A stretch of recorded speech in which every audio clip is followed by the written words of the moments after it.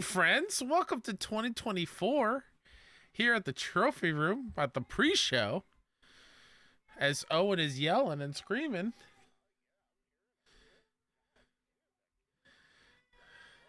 I guarantee you he's mad that he can't come down. Oh well. Hello, chat. Let me get you up. If no one's here, then preemptive. Hello, chat. Hi, Katie, Soul Cannon, Crystal Wizard. What's up, everybody? Can't hear Joe. Uh-oh. It could be on my end. It's definitely on my end. I don't know why this always messes up. Can you talk now? Yeah, Baba. There we go. Now your lines are moving. Yeah. Sorry about that, y'all. And I am just trying to... Now, my mic's not working on OBS. You believe this? I come back for like 2 weeks, and everybody's like, nope, your mic ain't working on here. Now it is. Oh, I'm back. What's up, everybody? How's it going in chat? It's been a minute since we've talked. What's everybody up to? You know, I want to know, how was everybody's, New Year's? How was everybody's Christmas? All of it. I want to know. Kyle, I tried to, and I know you're like talking to whoever in the background, someone here. He's like, okay, here's this. He's tossing a pillow. But I tried to set up TikTok, like a TikTok like version of the show on OBS. Ooh-wee. It don't want to work in the slightest. Let me tell you what. Awful. Like very bad experience. So now like my OBS is a little weird. And I don't like that. It's a little weird. But yeah. We're trying to move beyond Twitter for more than obvious reasons. It's just the reach isn't there. I talking to Luke in the chat, trying to the engagement for like getting people onto the podcast, which was once really strong for us, is just no more. So it's a bummer. Okay, well, Kyle's coming back to me. Oh, he's got a shit-eating grin on. What just happened? Okay, oh wait. So they're still in the room. He can't spill the tea because they're still there. He wants to really bad because something probably they know not to bring him down here because I'm gonna say no because I'm doing a show. Yeah. What do the girls bring down? They bring him down. And then he's sitting there going, I want the TV on. Sorry. Can't happen. You should have come down earlier. And now they just literally found me Christmas presents that were supposed to be for me that I have here on the couch. Can you open them on the show, or is they too big? They're flannel shirts. It's nothing crazy. Okay. All right. Nothing fun here for Uncle Kai Kai, Yeah, that's fair. I mean, a good flannel, sure. Oh, yeah, no. I'm excited. I'm getting, like, you know how old I'm getting? I got a wallet for Christmas. That was legitimately one of the best gifts I gotten. Hell yeah. And I was hyped for it, I just, I think I said this last year. I'm really just bummed I'm at the age where I don't get fun things. Yeah. From family. Yeah. Like, they just get me things that they think I need, and the same old Axe body wash gift set every year that I don't use because I don't use Axe body wash stuff. What? No, send them over here. We could use them. Okay. Speaking of, I do have to send you Fuji's Christmas package. I was thinking about that. I was thinking about that literally today. It's there. My whole break was a mess, so I'll get it. But you know how my dumb, little hints brain at what you might expect. Oh, a PlayStation controller for ants. Yeah. All right. Shout out to Fuji. Hot dang. Thank you, Fuji. Okay. Yeah. I like it. Makes me feel nice. Yeah. Almost Katie ready got a here, toothbrush. Katie, listen, dental hygiene. It's pretty good. You can't go wrong with it. Can I go on a little mini rant real quick about dental hygiene? I mean, sure. I have insurance now through my job. Thank the Lord. Love it. Yeah.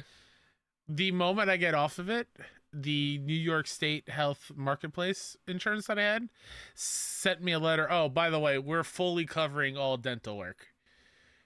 Oh, Like, we're covering crowns, we're covering root canals, we're covering, all that stuff. Yeah, just in case we think you should know, even though you canceled it. Yeah.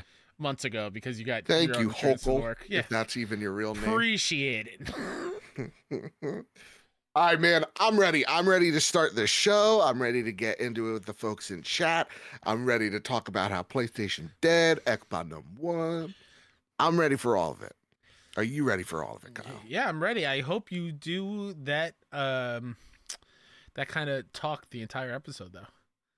Not like a little baby. The little baby. No, I can talk all my teeth in my mouth because I'm a little baby. I'm a little child. PlayStation dead. Oh, no. All right, I'm ready. They don't make as much money. Chat, we'll see you soon.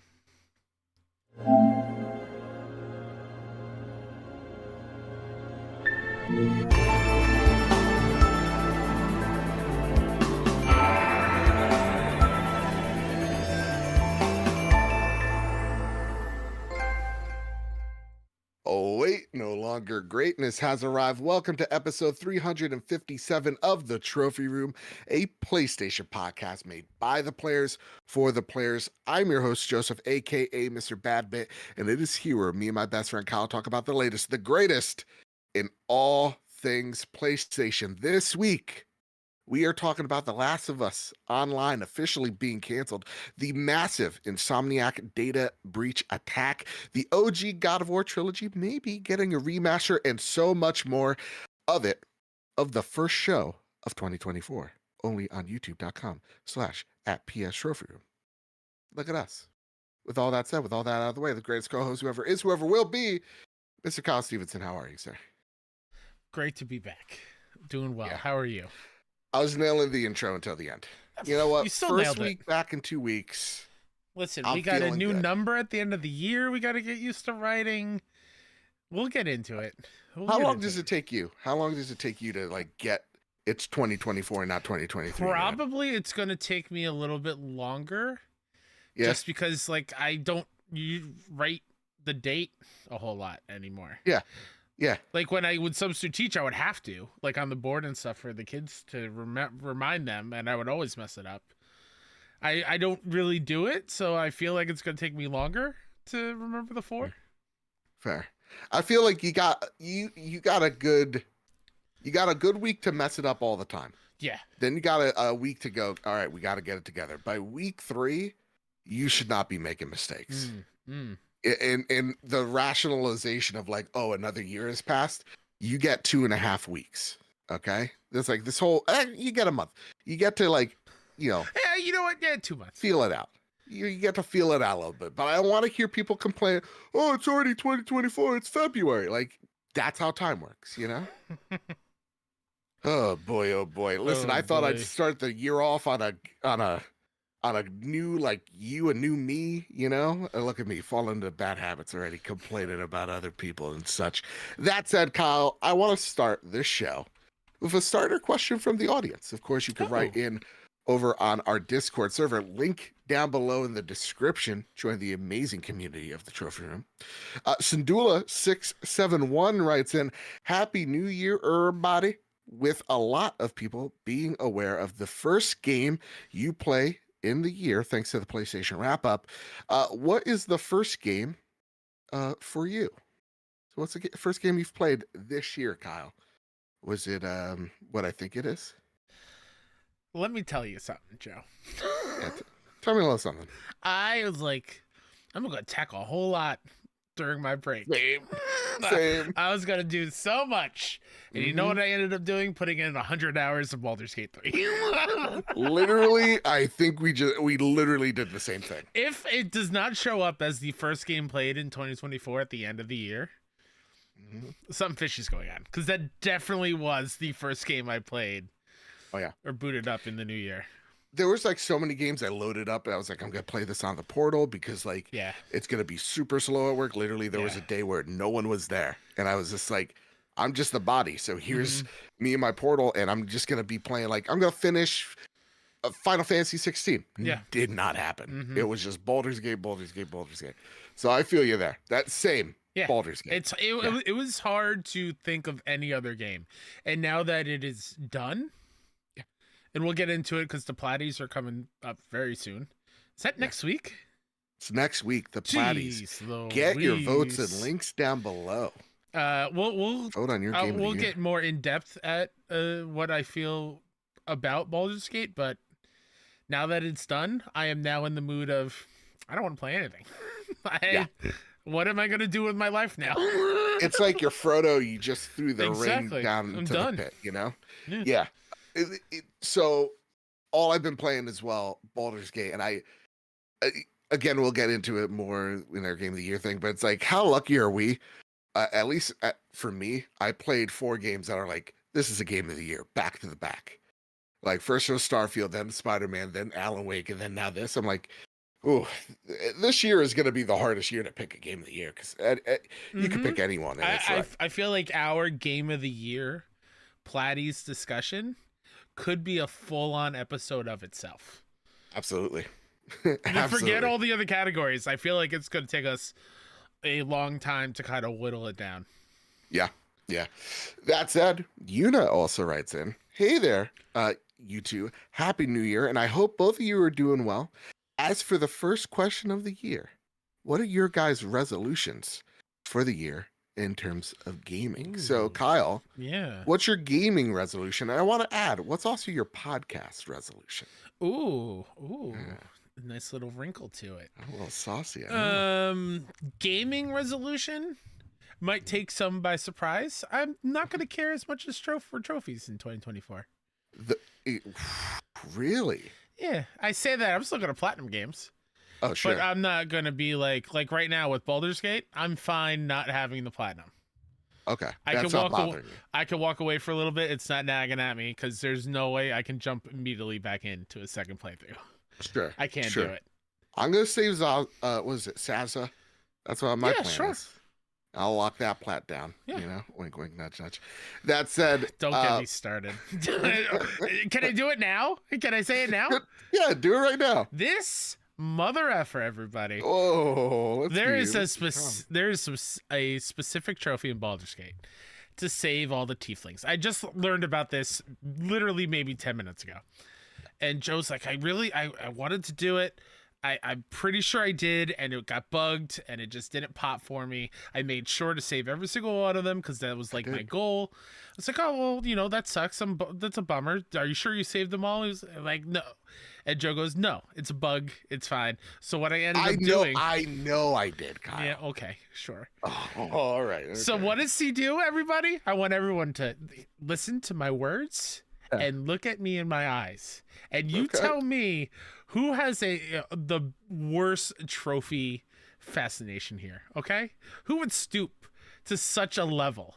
This man went on the PC, found a save where all the tieflings were saved, and then used that save on his PlayStation to pop the trophy. And the other one, the whole tactician mode trophy as well. Call it a bonus. What kind of tomfoolery is going on here? I want the platinum. Shenanigans. It's not even like I broke the law, Kyle. Shenanigans. Okay? I don't know. I feel like we can get that platinum. I feel like I went the extra mile. I learned how to drop a save into a PC game. Larian Studios, block this man from playing your game. You go into C. X96, your name. How you go into data apps data. How dare you? You go to Larian Studios, double click, Baldur's Gate 3, double click, save game, double click. Stribble's in chat. He's calling the PlayStation police. All right, call him. Call him up. Call him. You know what? I'll do one better. Call the internet police. And you know what? They're gonna find that I had no wrongdoing. Sure. No wrongdoing. How dare you? Did you really save them? Did you really save them? I want hand if on. If you have to go and get a save from somebody else's work, you plagiarize somebody else's work and calling it as your own. I saved them all. No, okay. I talked to all those dumb little idiots, the kids, and then the grown-ups too. I saved, and And I spent 40 minutes saving Zevlor. All right, 40 dang minutes. Okay. I earned it. Dang it. Okay. I earned it.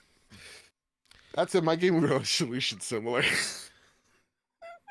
I gotta stop caring so much for platinum trophies. You know, I'm at like what 65, and I'm like, that's a good number.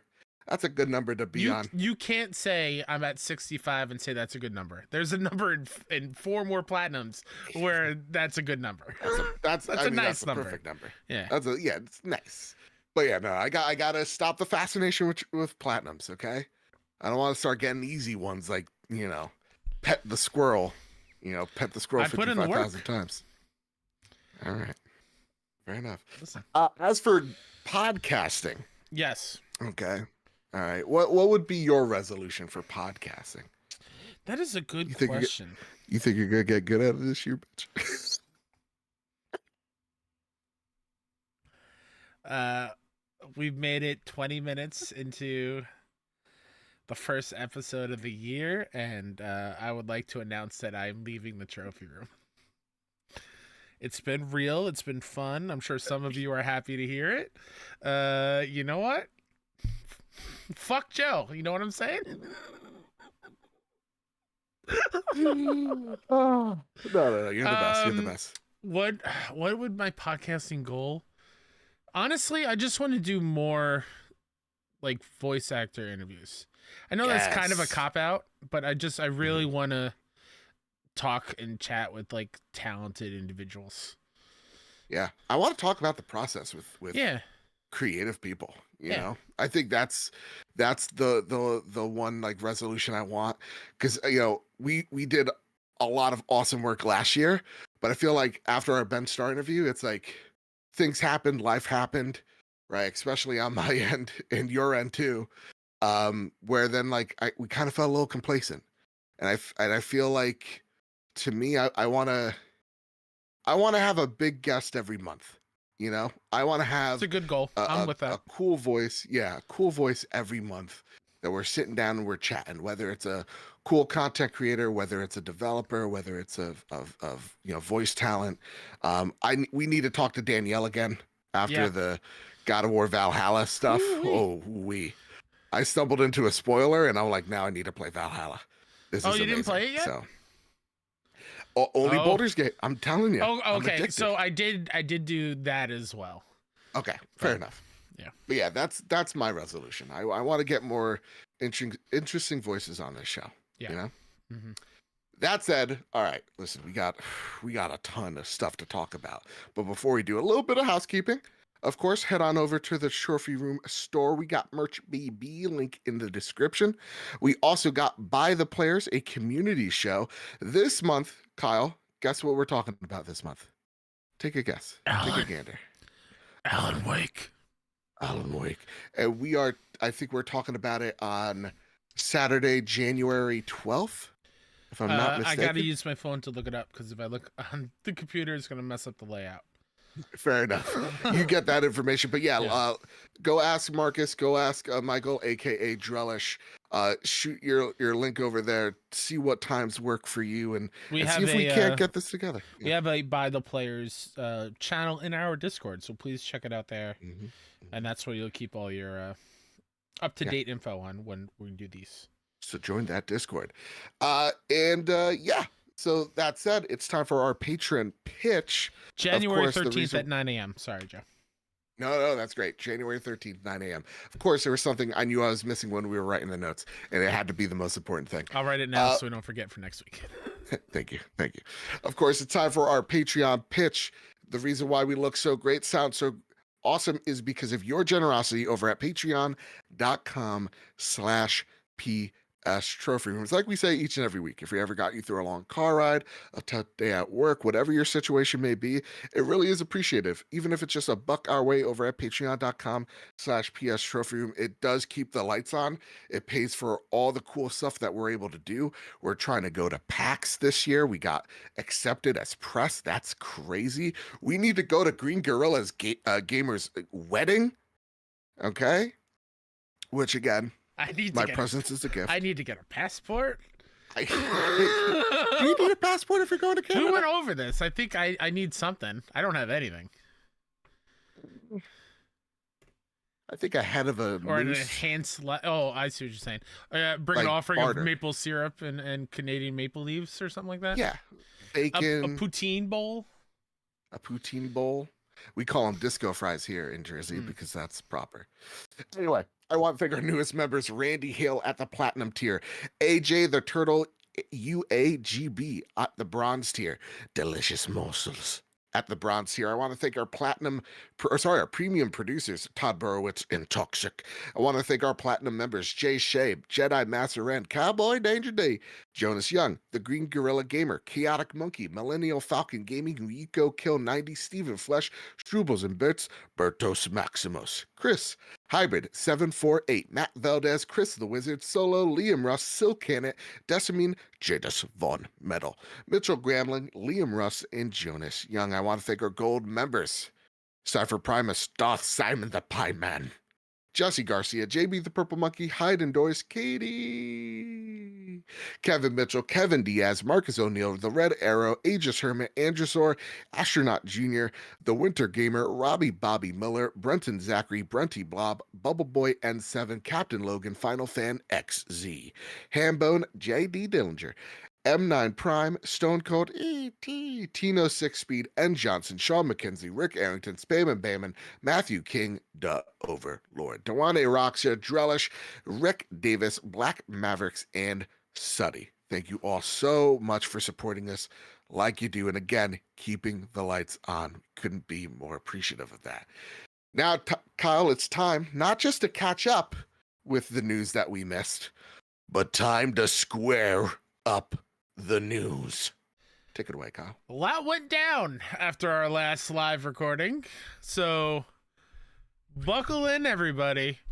Yeah. Our first bit of news that we're squaring up in 2024, Naughty Dog cancels The Last of Us Online. A statement straight from Naughty Dog reads, "We realize many of you have been anticipating news around the project that we've been calling The Last of Us Online. There's no easy way to say this. We've made the incredibly difficult decision to stop development on that game. We know this news may be or will be tough for many, especially our dedicated Last of Us factions community, who have been following our multiplayer ambitions ardently. We're equally crushed at the studio as we were looking forward to putting it in your hands. We wanted to share with you some background of how we came to this decision." Sorry, I have a burp growing in my throat. That's right. I threw it in a hoop as well. So after throwing it in your The multiplayer team has been in pre-production with this game since we were working on The Last of Us Part 2, crafting an experience we felt was unique and had tremendous potential. As the multiplayer team iterated on their concept for The Last of Us Online during this time, their vision crystallized, the gameplay got more refined and satisfying, and we were enthusiastic about the direction in which we were headed. In ramping up to full production, the massive scope of our ambition became clear. To release and support The Last of Us Online, we'd have to put all of our studio resources behind supporting post-launch content for years to come, severely impacting development on future single-player games. So we had two paths in front of us: become a solely live service game studio, or continue to focus on single-player narrative games that have defined Naughty Dog's heritage. We are immensely proud of everyone at the studio that touched this project. The learnings and investments in technology from this game will carry into how we develop our projects and will be invaluable in the direction we are headed as a studio. We have more than one ambitious brand new single player game that we're working on here at Naughty Dog, and we cannot wait to share more about what comes next when we're ready. Until then, we're incredibly thankful to our community for your support throughout the years."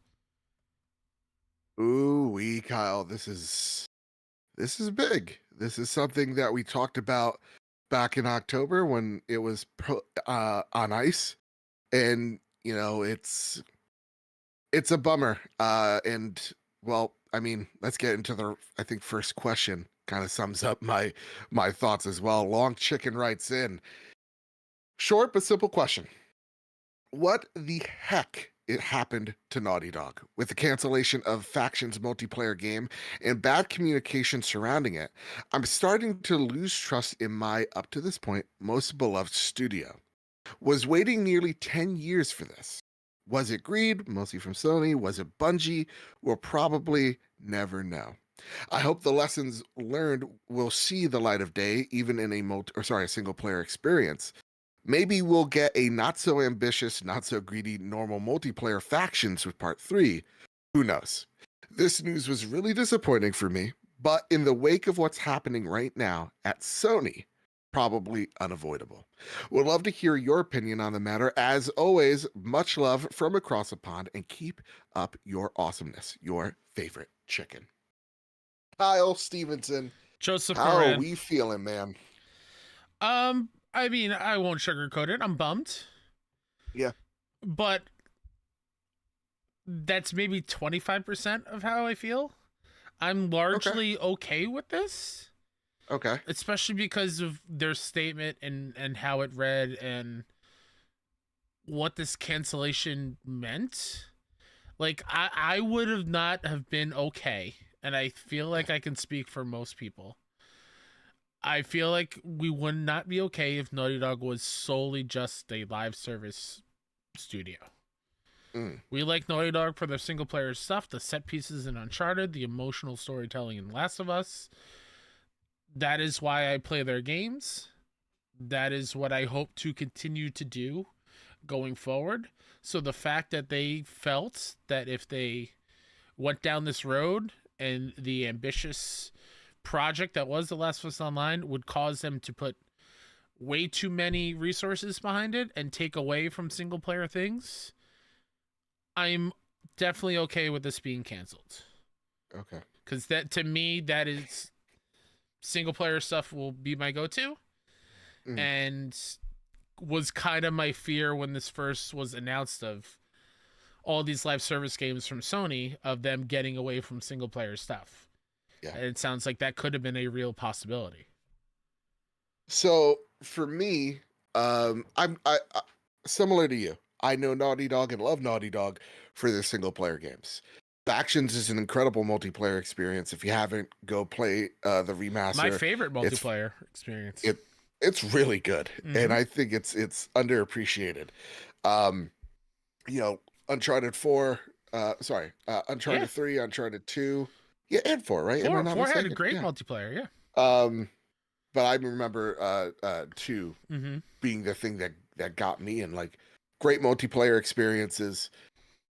But I think those days are done. So like, to answer it kind of in reverse, will we see a less a toned down multiplayer experience for part 3, which, let's be honest, I think it's probably their next game? No, because again, it comes into, if you're making a multiplayer game in 2023, you need a roadmap to support it and to support why the team is still on this thing.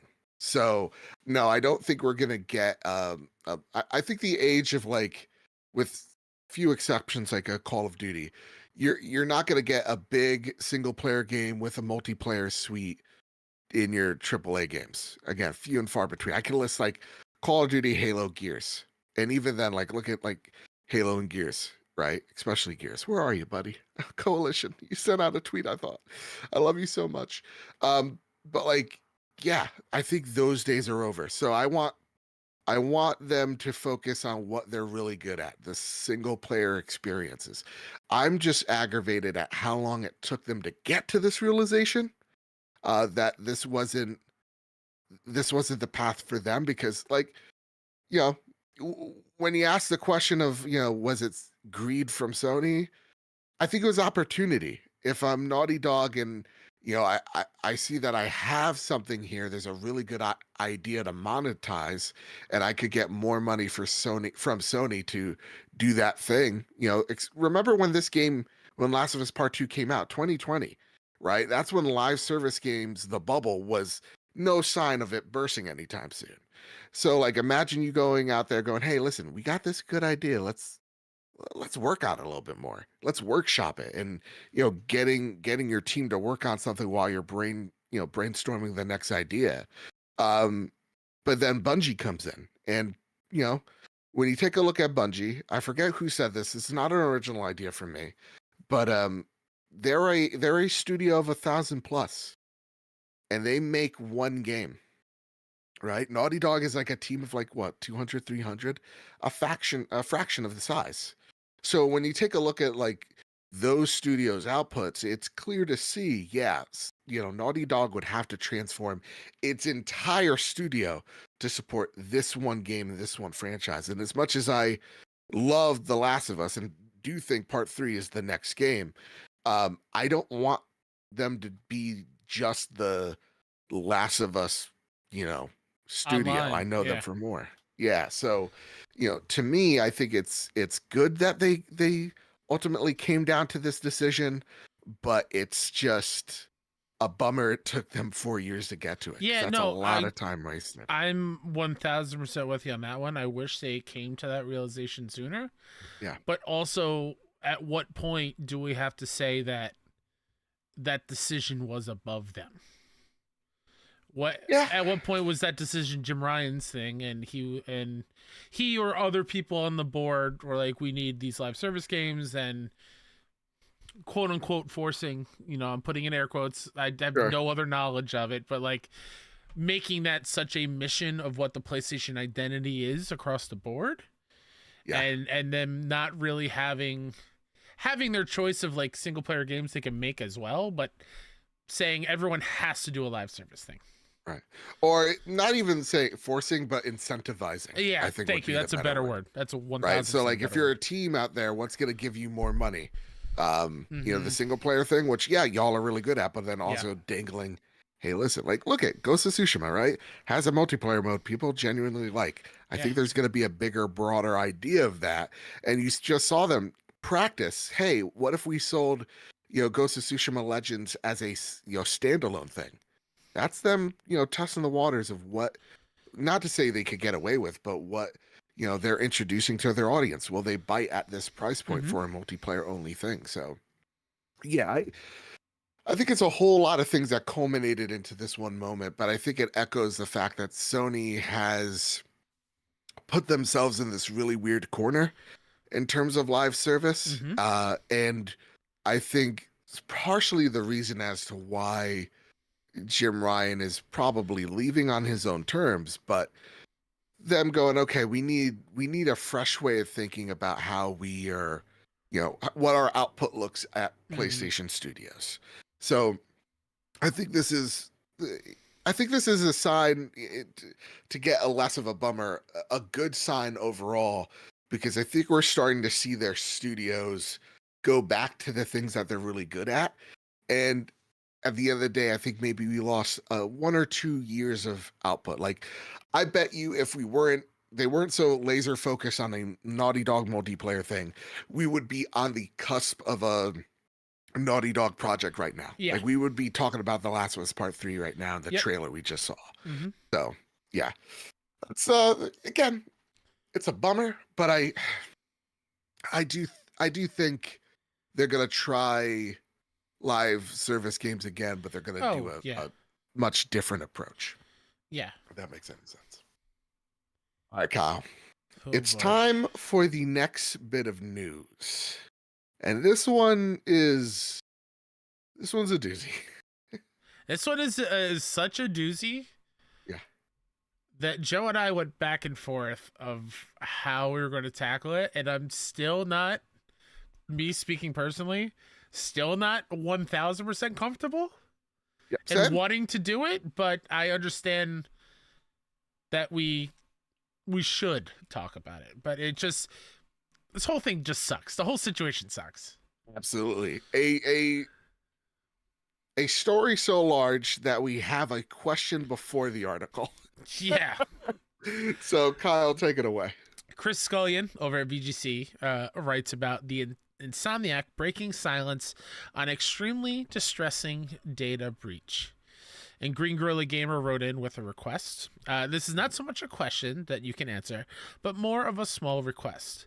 But I'm wondering if it would be possible for you guys to timestamp the beginning and end of your Insomniac leak discussion.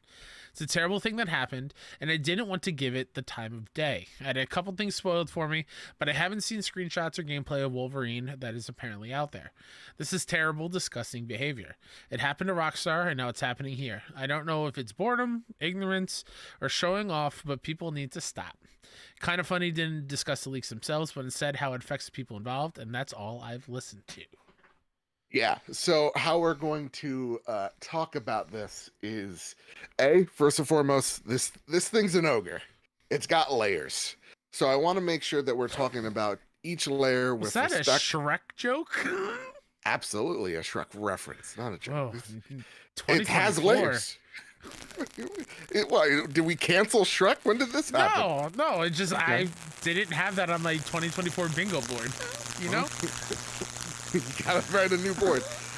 But we want to make sure that we're addressing each layer with, the respect and grace that we usually do when we talk about these hard topics. So when we talk about the things inside the leak, or just like this topic itself, timestamp, you could skip it. When we talk about, I think the biggest leak is like the stuff in the pipeline for Insomniac. We're not going to talk about the Spider-Man stuff because I feel like that I would be spoiling Spider-Man 2. So like that game just came out, not going to talk about it. The other stuff we will, and we'll also give a second timestamp to make sure that you guys have an in and an out so that we don't, again, spoil anything like that for you guys. But to me, it's important that we treat this with the same energy that we've treated hacks in leaks before, whether it's Capcom, whether it's GTA. And I think what you're going to see here is, again, something the same, but with, I think, a lot more style and grace that I've seen so far. That makes sense. And the reason why I was so hesitant, and I'll just talk about it here before we get into it, there's just, this is like, it has happened before, something that I did gloss over right when it happened, just because it was such a huge thing that I didn't think would actually happen. Like I thought they were just calling Insomniac's bluff, but they did drop everything. And it for me, the terminology of a leak is kind of where my holdup is, because this was just this is a criminal act.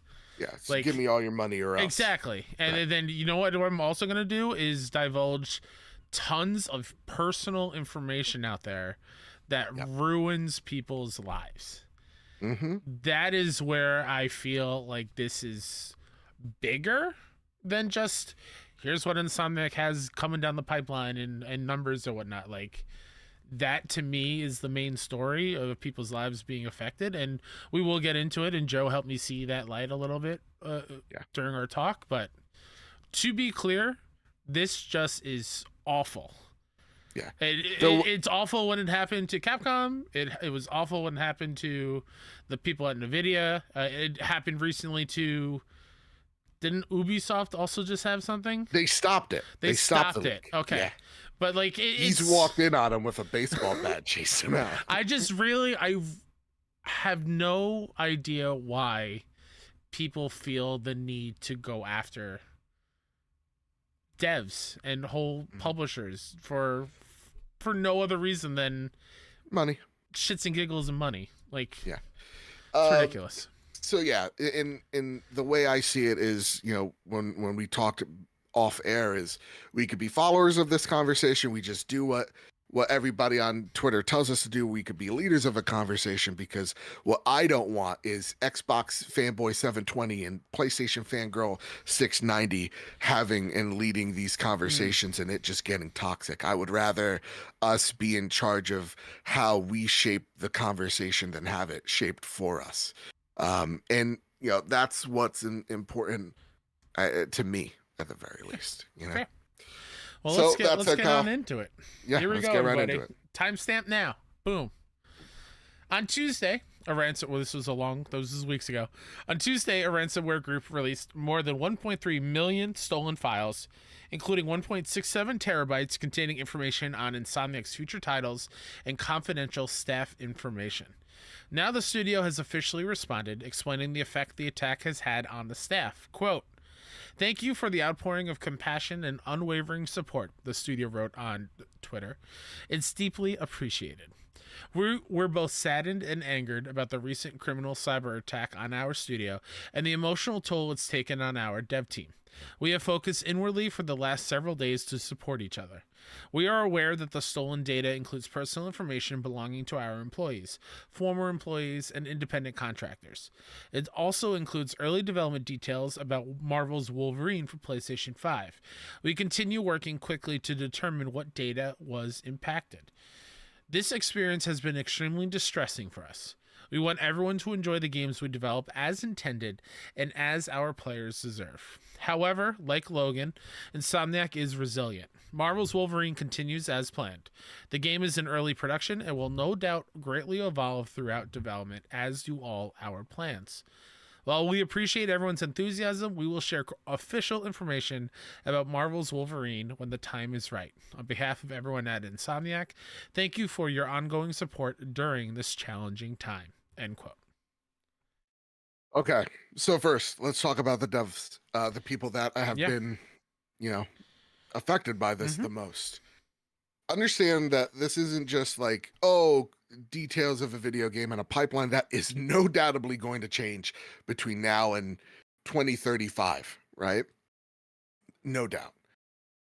We have, their personal information down to their passports leaked out there, down to PlayStation thinking about redundancies, thinking about, downsizing teams. And so imagine yourself as one of the devs. This is a day before, like a few days before Christmas.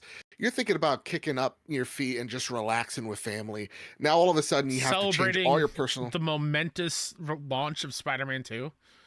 And you can't even. And now you got to change your credit card information because Joe Blow on dark Reddit just decided to send you some really disgusting letters. And listen, we've been on, or not the receiving end, but we know people that have been on the receiving end from the E3 hack. Yeah. Right? Of like having their information out in the open. I remember someone saying to me in private that they literally got letters in the mail. It's like, that's disgusting. Mm-hmm. So I just want to say my heart goes out to all those affected because, it really sucks that you're not sitting there going, shoot, is my job, do I really got job security here at one of the most prestigious studios ever? That sucks. That's awful. And it's again, my heart bleeds for you. Yeah, I echo whatever Joe said, and on a professional level, the fact that all of everyone's hard work is no longer being unveiled on your time, but somebody else's time, and ruining that moment. That is one of my least favorite things in video games in general, because it's been happening forever, is somebody taking that information that's supposed to be confidential and out of the people who are making it hands for them to unveil it on the world. Yeah. It happens, it sucks, but this was just like years and years and years of plans. Just, here you go. This is what they're doing. Guess what? No major surprises now. Right. Or just looking at it now until like a decade. You won't have any major Insomniac surprise. It's not about the surprise, because that goes into hype culture, and you know me, I'm so anti it. Like, don't get me wrong, I like to be excited. I don't want to be a stick in the mud. No, but like to me now, there's less of me, but less of like allow them to show it when they're ready, kind of thing. Right, because like to me now, people are like, okay, well, when do I see X, Y, and Z out of Insomniac? And if we don't see it, it's like that built-in expectation that's unfair because they never revealed it in the first place. Like, when's Spider-Man gonna get a gun? Like, that's not spoilers. Spider-Man don't use guns, that. But like, that's the thing that sucks, is like this weird, unrealistic expectation that they now have to kind of, not even have to chase, but like it's just gonna be following them. Sucks. That said, what's our responsibility in covering this? Media literacy is important, especially in 2024.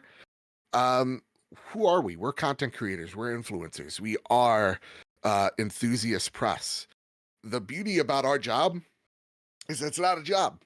Is that we don't to me, investigative journalism, I took journalism 101.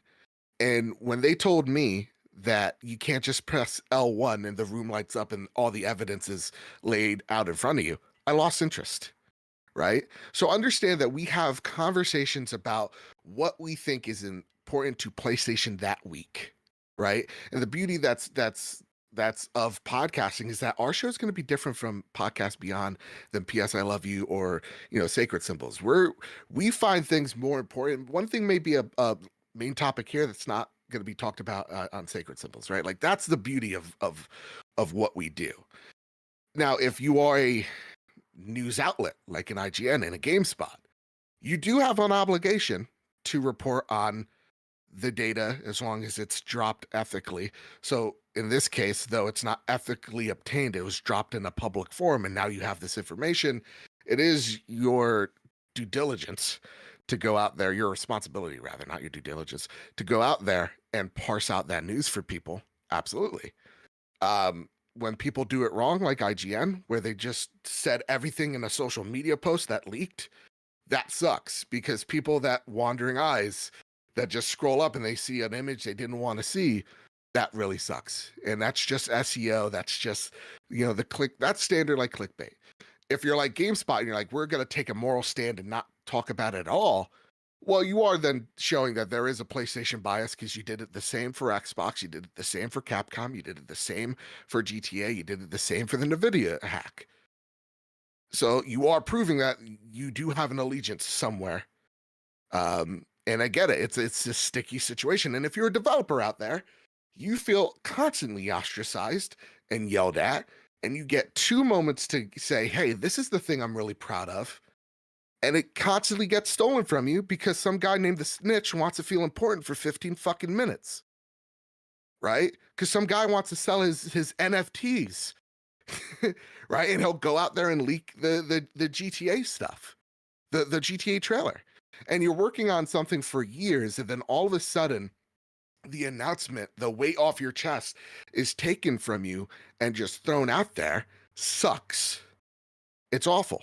And then you're straight back to getting yelled at by some Joe Blow 69, egg emoji profile pic. Right? I get it. It sucks. And then you don't get to talk again until the game's released, and fingers crossed if it's received well.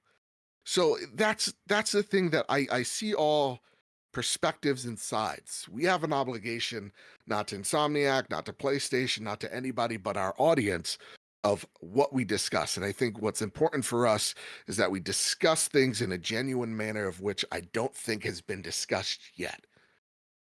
And what I've seen is a lot of colleagues and, industry folks yell at each other and act immature and attack folks with their platform, with their followings. And I think that's just disgusting. You cannot preach inclusivity if you use your audience to go out there and attack someone like Ash from VG 24/7. So to me, there's TED Talk over. There's a big problem with how we talk to each other here. There's a big problem with how we talk about hard conversations, or yeah. And there's just a problem with how we view what is news. And for us, it's pretty simple. Does this relate to PlayStation? Yes. So we'll talk about it. But again, with style and grace, like we usually do. And then I tote ourselves that we do pretty darn well. That said, you had that whole TED Talk to skip this portion, okay? Because we're going to name drop 2 things, and then we're going to get right back into it. So, firstly, we are not going to talk about the Spider-Man stuff again. It relates directly to Spider-Man 2. That would be spoiling stuff, so no. That's what I decide we're not going to talk about. The other thing is that they are working on other Marvel IP. Here's the thing, Kyle. I kind of thought it was obvious, because, you can't have a Wolverine game. Guys, time. You had time. You can't have a Wolverine game without the X-Men.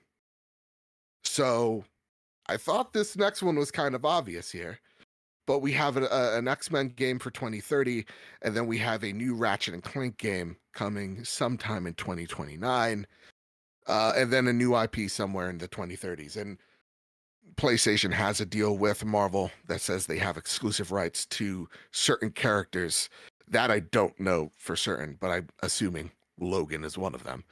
Um, so yeah, till 2035. That said, Kyle, timestamp over. Seems like Insomniac is now a Marvel studio. We had a conversation about this a few weeks ago, and I want to bring this over to you now that you actually kind of see everything. Because when we were talking about a Spider-Verse game a few weeks ago, what could that be? What it is? Who knows, right? And because you skipped the time codes, you'll never know. But now that we know that they're working on more Marvel stuff, do you still hold firm of like, yeah, I don't care, keep making good games? Or do you want them to go out there and still like, hey, listen, like we like Wolverine too. We don't need 18 Wolverines. You know what I mean? Fair. And here's the nature of taking weeks off from our last conversation. I don't remember what I said. I just know your base stance. That's all I know. Yeah. At the end of the day, I just want good games. Right. I just want games that are fun to play, characters that I fall in love with and relate to and enjoy interacting with through the controller. That's literally all I want. Mm-hmm. That's not to say I'm not a little bummed that there's a lot of Marvel coming. Yeah. Because I don't want it to be less special. Okay. Again, I could be contradicting myself. I have no idea. You are. That's because you're like, you're very much like, yeah, you know what? Yeah. I just, in this very moment. Now that the windows are open, you could see past everything, you know? Yeah, Here's the thing, though. It's hard to talk about it without getting around the timestamps. Right. For me, and this will be my point, because to me, I was nervous. I was like, no, Insomniac, I want another game like a Sunset Overdrive. I want another Ratchet. I want this and I want that. I mean, same with Resistance, which I think is maybe why I'm a little bit bummed. Yeah. And the way I see things is, I'm now totally flipped. I'm like, yeah, let them keep making things. Because to me, and I think our audience are going to agree, Insomniac's the best to do it. I think Insomniac is one of the best studios out there making games, and they've been that way for a while. It's not just since PlayStation acquired them, they started making Spider-Man games. No. They've been good for I think our entire lifetimes. Yeah, they've been crushing it. But for the layman out there, the average gamer, they did not know who Insomniac was until Spider-Man. And so when you take a look at a Sunset Overdrive with those, hacked documents saying, hey, the first Sunset Overdrive only made $500, then it gets into perspective of like, it's like a Bethesda situation. Man, you're a really good developer. You're a really good, for Bethesda publisher, but we need to protect you. It's like Arcane, rather, within Bethesda. Mm-hmm. It's like, we want to protect you. Your games are so damn good. They're so great.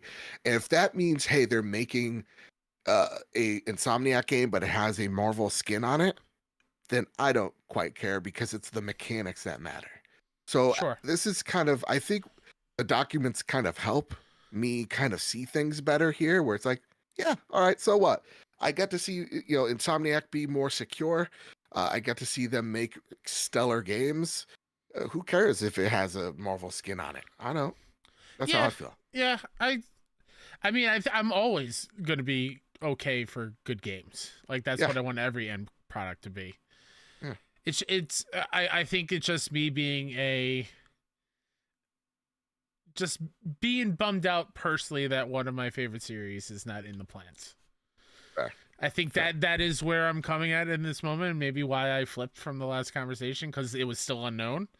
Now that at least I know the known or planned known, is where my energy is coming from at the moment. Fair enough. Here's the things y'all got to be worried about. All right, Wolverine. First off, aim for 2026. Everybody knew that was not coming out this year. Take your time. First off, take your time and also relax. PS5's been out for 3 years now. 3 and a few change. We've gotten 3 or 4 Insomniac games. You guys could take chill. Yeah, you're all right, dude. You've carried PS5 since it came out. You're good. Have a real meal. You guys have been eating Cliff Bars for too long. You're good. Yep. So Wolverine gameplay leaks. And to me, don't worry, everybody. We were like, why didn't you time stamp this? What is there to say? It's an alpha. Yeah. It's a super early build. Yeah. To me, it's like it's the same as if I looked at concept art. I can see the vibe you're going for. I dig the vibe. Yeah. And that's about it. Yeah. Yeah. I actually thought that was like the least interesting thing here. I think people putting so much stock into that kind of thing and knowing that, this game's going to be bad. Look at this. I'm sorry. The graphics are it's like, dude, this is a build from like 8 months ago. There's no environment. What are you talking about? Exactly. Do you really think any game is going to be shipped in that state?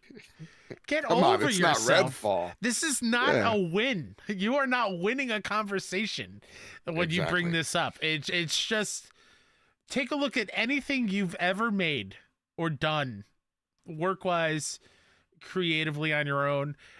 When you are building it, it all sucks. Like, the finished product is what matters.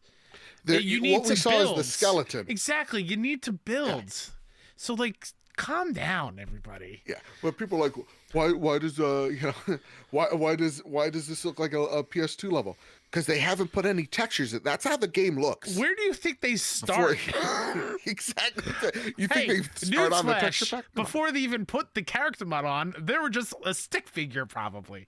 Just to get the motions down. Like, jeez, calm down. Making a game is incredibly difficult. And I don't feel like a lot of people know that. It's like they flip a switch. Like... And I think this is why it's important that we talk about this and not, like, again, the fanboys and girls out there, because a lot of people are like, oh, the combat looks like, and it's like, guys, there's a half an animation because the game's not even half done. Like, relax. You have no idea. That clip probably could be them just testing out the lighting. They don't even care about the movement. They're wondering how the lighting works on the surfaces or whatever. We have no idea. No idea. And those things could be very much taken out, ripped out, and added in or whatever have you. It is alpha. Let's relax.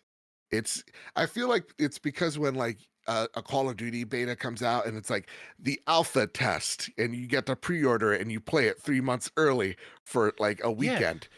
And people are like, oh, that's what an alpha is. Like, no, that is literally just testing the servers. Exactly. That's not testing the game out. Yeah. People relax. We literally saw an alpha of a thing. Calm down. Yeah. Come on. Have you ever seen that video of the Karen where she's going, calm down? Have you ever seen that? Yes, calm down. Yes. Calm down. I'm talking to her. Calm down. That's what I want to do to everybody. All right, so cool. We got that out of the way. Look at the hard stuff. Danced around it with ease. We're pretty good at this. All I'm saying. To be completely clear, still feel funny about talking about it. That it is fair enough. Well, listen, we're about to get hilarious with the last. Well, not even the last point. Again, this thing. What did I tell you? We're at layer 4 right now. So take it away. Behind the scenes at Sony Interactive Entertainment, they may or may not be closing the studio. This sucks. That sucks. Yeah. And from IGN, budgets. Elsewhere, files show Insomniac was under pressure to make budget cuts, with 50 to 75 layoffs earmarked for the studio. Insomniac staff reportedly discussed how to, quote, remove 50 to 75 people strategically, end quote, as requested by Sony, with the best option supposedly to, quote unquote, cut deeply into the Wolverine and Spider-Man 3 teams and replacing staff with team members from the unannounced new Ratchet & Clank game and a new unannounced IP. According to the leaked documents, Sony has called on staff cuts across its first-party studios. Officially, we know of a number of layoffs at PlayStation Studios, including a wave of redundancies at Dreams developer Media Molecule, significant cuts at Destiny developer Bungie, and layoffs at The Last of Us developer Naughty Dog. Meanwhile, the documents reveal internal concern at the growing development costs of Insomniac's games. According to Kotaku's report on the breach, Spider-Man 2 development costs ran $30 million over its original $270 million, and ultimately needs to sell 7.2 million units to break even. Spider-Man 2 was able to sell more than 5 million in its first 11 days after release. The leaked documents show the increasingly precarious nature of AAA video game production, which some experts have called unsustainable. So let me stop you right there. It is unsustainable. Holy crap. Now, a lot of people saw like the chart and they're like, oh, wow. First off, Bloodborne. Here's something of note. 7.5 million units sold. God bless you, Miyazaki. God bless you from Software. You're the goats, and I love you very much. But people take a look at that number going, that's not that impressive. They take a look at like Spider-Man going, we sold like 15.2 million units of this game. Or sorry, God of War. Right, 15.2 million units of this game. Oh, really? Just 15 million? But there's like 100 and something PS5s out there, right? Let me put this into perspective for you guys. Those are incredible numbers. Any AAA publisher would love those numbers. Perspective matters. The Arkham series. Kyle, you love Arkham, right? One of my favorite series of all time. On what, 4, now 5 platforms at this point, if you count. Just came to Switch recently. Right? Yeah, so like 5 platforms. So you take a look at the most popular of that series. Would you take a guess? Would you take a gander as what the most popular Arkham game is? It's probably Knight. It's actually, from what we're aware of, what their documents say, yeah, City. Though Knight was their fastest selling at 5 million units at launch, right? Arkham City sold 12.5 million units, and that's on PS3, Xbox 360, PC, the Switch, probably. I feel like there was even a Wii U version. Yes, I think that was the Arkham Origins. The series as a whole has sold over 30 million, 4 games. Yeah. Spider-Man has done that in the span of 2.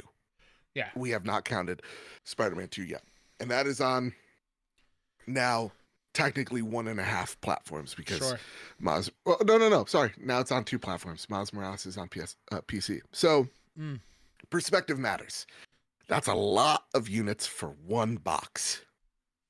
That being said, budgets are a bitch. And though you're selling 9 to close to 10 million units per game, your budgets are becoming 250 to 300 and plus. And you found your ceiling, which is about 10 to 50 million if the game is excellent, right? Or sells excellently. Mm-hmm. And so PlayStation is stuck there going, shoot, how do we expand? And now all of a sudden the live service element makes sense. How do we keep on making the games that people buy boxes for? Maybe this is it. So that's why you're seeing that multiplayer pivot. And I wanted that TED Talk in there. I don't know if you have anything to add, because I think that perspective is important. People are putting too much emphasis of like, are these games actually selling good? Yes, they're selling really well. The budgets are getting out of hand. Mm-hmm. And it's not doom or gloom. PlayStation isn't going to go out of business tomorrow if they don't fix it. This is a 5-year trouble. And when you're a company so big and you're trying to navigate such a huge vessel, it takes you years of planning to do that. So you're seeing PlayStation actively make the mistakes now so that they don't make the mistakes when it actually matters. Anything you'd like to add on that, Kyle? I'm terrible with budgets, so. All right, fair enough. All right, let's talk about. I will co-sign. I'll write my name very little underneath your name when you sign the document. It's like when, exactly. It's a group project that I showed up for the presentation, and I'm the one that is pressing the space bar to move the slides. Yep. So I'm doing things, but you've got it. You got it. Fair enough. We'll take the A. Next part about this whole story, contemplating raising the price of games again. The leaks is an internal presentation that reveals not only is Sony planning on increasing game prices again from $70 to $80 to $100, they're also planning to release the next Spider-Man game in 3 parts for $50 each. Even with AAA games raising their prices across the board to a new $70 standard, Sony is planning to release Spider-Man 3 in 3 parts, 2 parts for the main game, and with the multiplayer separately for a grand total of $150. Mm-hmm. And again, all that is very much speculation that could change. Yes. Right? So when we talk about game prices, right? Mm-hmm. $70 already, it's just a $10 increase. Already seems like a lot to some people, right? I mean, it is. Let's not sugarcoat it. It is. It is in this economy. Absolutely. So Sony's evil, right? For thinking they could raise the price. I wouldn't say evil. They're greedy. This is greed. No. We just talked about budgets. I just listened to you talk about budgets. It makes sense. If they want to keep making games at that level of production value and to make sure that it is sustainable, this is their way to try to correct the course and make sure this kind of way of making games is sustainable. And it will come at the cost if this does take effect on us. Yeah. Which is a bummer because I'm 70 for a one game is a lot of money, and that's just here in the U.S. Elsewhere, Canada, and the funny money, it's almost $100. Yeah, so probably is. Yeah, right? I think Canadians, so. I don't remember. Yeah. I do not like though the idea of taking a full game and charging for chunks of it. So what they're saying here when it comes to like chunks of a game, it's like, hey, this story's so big, we cut it into it's gonna be separate. Part 1 and 2. Yeah, sure. Yeah, but part 2 was after 1 was already finished. Like years down the road. It's not like they made one game and they're like, okay, here's a logical stopping point. And real talk again, just trying to play devil's advocate because context is important. We don't have that context. Is this something they're absolutely? Hey, listen, to make sure this is a 4-year production, we're cutting this part out to sell it later, so that that could take stuff like that. That being said, I'm of two minds of this because people are like evil, greedy, dumb Sony. It's like, really? Have you seen 2K talk about GTA? Oh. Yeah. Remember where they're like, oh, we think we are going to have experience. I think we have to explore the scale. It's like that is them saying they are going to absolutely raise the price of GTA 6. By the time that game comes out, we are lucky that thing's going to be $80 because they know ain't no game like GTA, dude. I'm not a betting man, but I would say the betting's pretty good that game is not going to be $60, not going to be $70. That's an $80 plus game. I wouldn't put it past them. It's $100. So when we're seeing publishers already talk about $20 shark card or whatever it is. Exactly. Like let's see what we can do to up some of these prices. When you already see that talk, yeah, it's inevitable. Do I like it? Absolutely not. Would this turn me away from some games? Absolutely. Oh yeah, absolutely. 100%. Do I think this is a terrible idea? Yes. Don't get me wrong. I think Sony would be dumb to do it. That said, when they raised the price of $70, I don't think they thought that COVID would cause inflation to rise up into such a way where it's pretty much wiped away any gain that extra 10 would give them. And again, this is them contemplating. This is them, it's like when you talk to yourself in the car. I hope more people do that, not just me. Where you're like, should I eat like Burger King or should I have a salad? Yeah. And you're thinking about and you're weighing the options. Mm-hmm. You're like, well, if I have a salad, I could be a little naughty for dinner. That type of stuff. So it's not like they're like on the cusp of considering it. They're thinking about it. And it's worrying that they are thinking about it. Yeah. Don't get me wrong here. I'm still on the side. It's not like, well, their games are so good. Charge me an extra 20. It's like, no. Whoa, let's pump the brakes. Your games are great, but I also got student loans. And yeah. All right, Kyle, let's talk about number 6. Comes from Eurogamer. PlayStation is concerned that Microsoft will leap from them in the current market. The ABK deal solidifies Microsoft on console, PC, and mobile marketplaces while Microsoft builds their own mobile store app.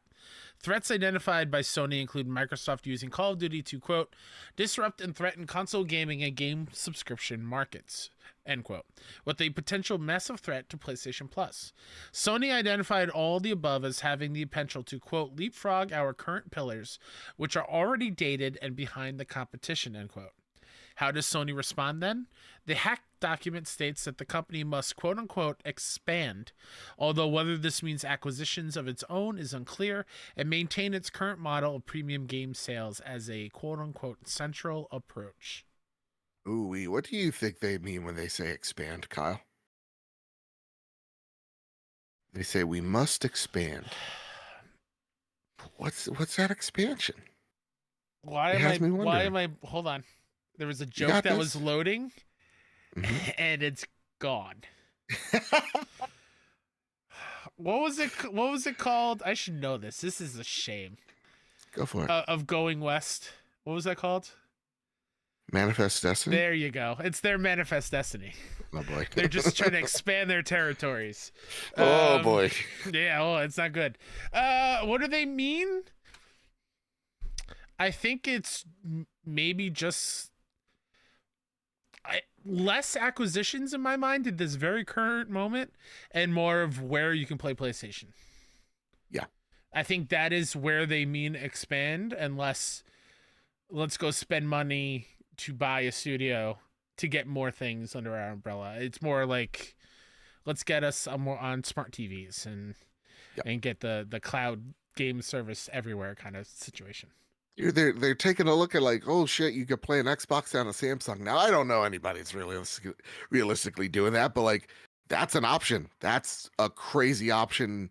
We kind of want to do that, but we don't. So I think expand does not mean acquisitions. I think like the language here, at least from what I'm gathering, right, what would lead me to think is like when they talk about expansion, they're talking about how can we expand out of not just the console, but into mobile and into PC in meaningful ways at the same exact time, not alienating our basic consumers that are consuming these games on PlayStation 5. Because it's a brand expansion, not a game expansion. Exactly. So it's like we obviously need a higher ceiling to hit. Last of Us, Spider-Man, all that, God of War, seeing those games outward on PC, a lot of these things are tests. So like they're seeing how well do these games do on PC, years out, months out.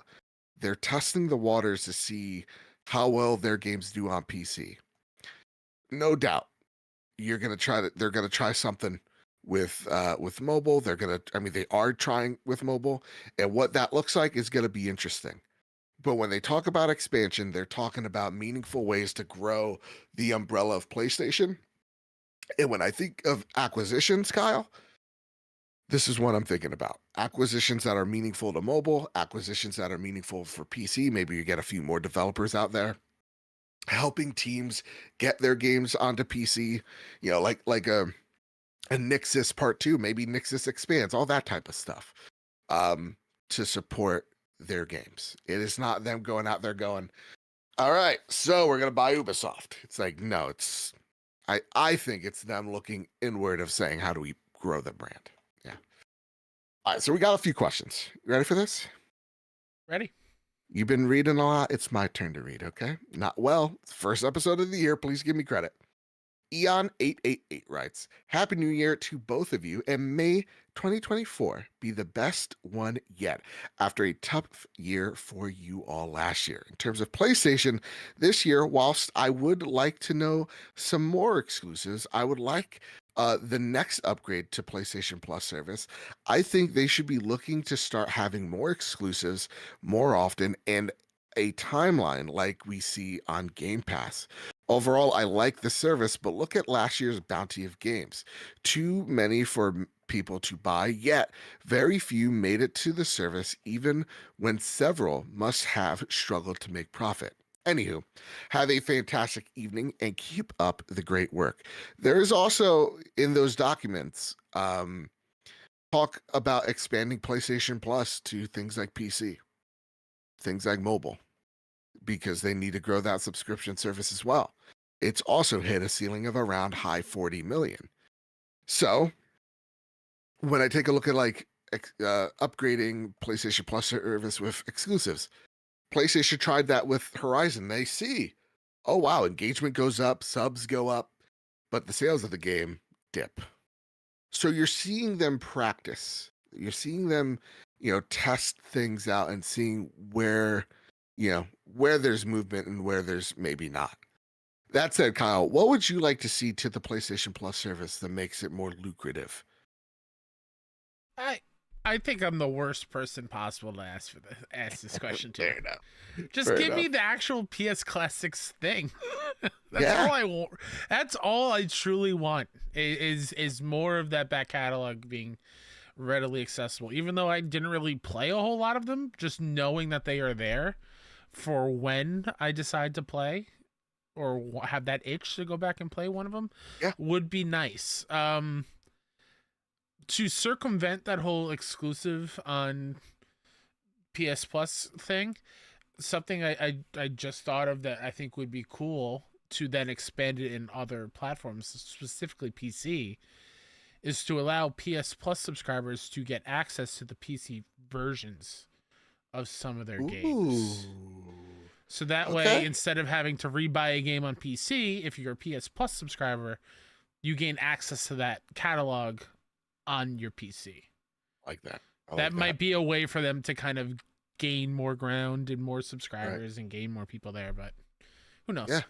I like that. No, that's it. That's a pretty darn good idea. For me, I think it's growing the relationship you have with indies, putting more indies day and date on the service. Day one, please. More strays, more Sifus, stuff more like Sea of that Stars. on that service. More Sea of Stars on that service. Yeah, sorry, not Sifu, but Sea of Stars. Yeah. Drellish writes in, greetings, Joe and Kyle. Happy New Year. Happy 2024. Will the slang banging good year? Oh, I hate that. On the question of what to expect from Sony in 2024, let's be honest. I want a new CEO to communicate and set clear direction where Sony is headed in the short and medium term, 3 to 5 years. And both of you, and if both of you needed to advise the new CEO, imagine it being Bobby Kotick. Let's not. No, I would get arrested for assault. Let's not. I would kick his ass. Oh, shit. First day, the doors break, glass sounds. Bug out. Okay, so in this term of 3 to 5 years, both of you need to advise the new CEO what the burning issues at Sony are in 2024. What are 3 critical factors needed to address by the new CEO as the first order of business? Is it a live service game strategy, PS Plus subscription, PSVR 2, marketing and communication, PS5 Pro, just 3 factors. So what are the 3 things that right now we're going to help me, the new CEO of PlayStation, determine where we're going? Because I'm the new CEO. You could be the assistant to the assistant. Why am I always the assistant in your dream scenarios? Because you're always my right-hand man. You're my muscle. I bring more to the table than just assistant duties. No. Trust me, you have a repertoire. So it's not like, cook and clean for me. I'm not talking about. You're not going to be the nanny. I don't know. You're not going to hand me memos. Also, don't think I didn't. I'm not glossing over the fact you said assistant to the assistant. Don't think I didn't hear that. I definitely did. Well, I mean, how dare you? But like, I've secretly trained you your whole life for this. Like, you're doing kung fu, you're helping me. Like, let's just say, like, we get ambushed by, for whatever reason, the local Yakuza, right? For whatever reason, we're in Detroit and we just get jumped. You're gonna be my muscle man, dude. You're gonna be uppercutting. You're gonna be jump kicking. But maybe I'm tired of just being the sidekick and the assistant, and I will. We're in London. We get jumped by the Russian mob. What are you to do? I will let them take you. I go, Kyle. I go, Homecoming, Rusting, damn. Longing. You're activated, dude. You go in. I You hate figure everything about this. it out with your fists, dude. I hate everything about this. What do we need to do? I mean, we've been saying it for a long time now. They need to do better at communicating to the fan base. Please. Step 1. PS blog is good. It's fine. Leave it alone. Major announcements. Don't do it in a blog post. No. Don't do it in a blog post. I beg of you. I beg of you. What do we need to do? What do we need to do? Don't announce 6 awesome indies coming to PlayStation in a tweet thread every 10 minutes. Don't do that. Oh. That doesn't really benefit as much as I feel like you think it does. Yeah. More state of plays. I would like a state of play every quarter. Indie state of play as well. Maybe every other month or something like that. Like every quarter. Here's like it doesn't have to be like the big AAA games. You go, hey, no, it's the middle of June, or sorry, like we save our PlayStation showcase for June. Those are the big slinger games. But then in September, you're like, oh, it's the Tokyo Game Show. Here are some Japanese styled games. Here's some indies. Yeah, bam. It's beginning of January. Rumor has it maybe there's something going on, but right now, mum's the word. Maybe that's the indie month. You know what I mean? Like, showcase. The fact that I have to find out that one of the games that I've wanted to play for so long is finally on PlayStation in Loot River. That came to PlayStation a few weeks ago. I had no idea until I was scrolling through the store. Wow, like that I should. didn't know that. Yeah. I'm sure. I don't think it was like critically beloved or whatever. It's cool looking game, and I wish I knew that it was coming to PlayStation. Like it's things like that that just baffle me. And if it's not a gigantic big AAA thing that is like already a known quantity, it doesn't get the love that I think it deserves. Like just think of Stellar Blade, right? That is constantly being talked about. Hey, this is coming to PlayStation 2024. When do we see it outside of the wrap up? When do we see tweets about like, here's a reminder, Stellar Blade, this really awesome looking action game that we showed off a long time ago, still coming to PlayStation. We don't hear it. Nope. We don't hear of any of these things that are coming. The things we already know. I'm not talking about the unknown, of things that we already know. Remind people of these things. Yes. That was your TED Talk, and I feel like you got something off your chest there, and I respect it. It happens. Marketing communications, communicate. I think this year more than ever. I know we were gonna have a question similar, so I don't want to get too crazy with it, but like honestly, like this, if there is a year where you need to talk, it's this year. We need to see, because right now, like you're right, Stellar Blade, Rise of Ronin 2, and Final Fantasy VII Remake. Those are the 3 big ones. Where's the PlayStation first party game? Where? Yeah, that ought to be and should be announced soon, right? So like maybe we're gonna have a PlayStation or state of play. One would assume really soon. We got Helldivers coming up in a few weeks and Final Fantasy. You would think you would want one more big push before that, and also Suicide Squad that you're doing marketing for. Yeah. So like there has to be something soon coming on the horizon. So where is the big thing? You got to get us excited. No more. No more. You can never have never strong. You cannot have a showing like you did last year. You cannot. This year is we're all chomping at the bit, man. Yeah. So live game service strategy, be important to have one, right? I think especially after The Last of Us Online being straight up canceled. Yeah. What does that mean for the other planned live service games? Are they in similar boats? Yeah, like what's going on? So I think here it's like when we talk about expansion, we talk about like, acquisitions, which I already see people pretending like they know anything. No. And I clearly do not. But like if I was them, instead of trying to focus on the studios that make all these awesome single player games, what if we invest more on XDev? What if we start acquiring studios that are proficient in live service games?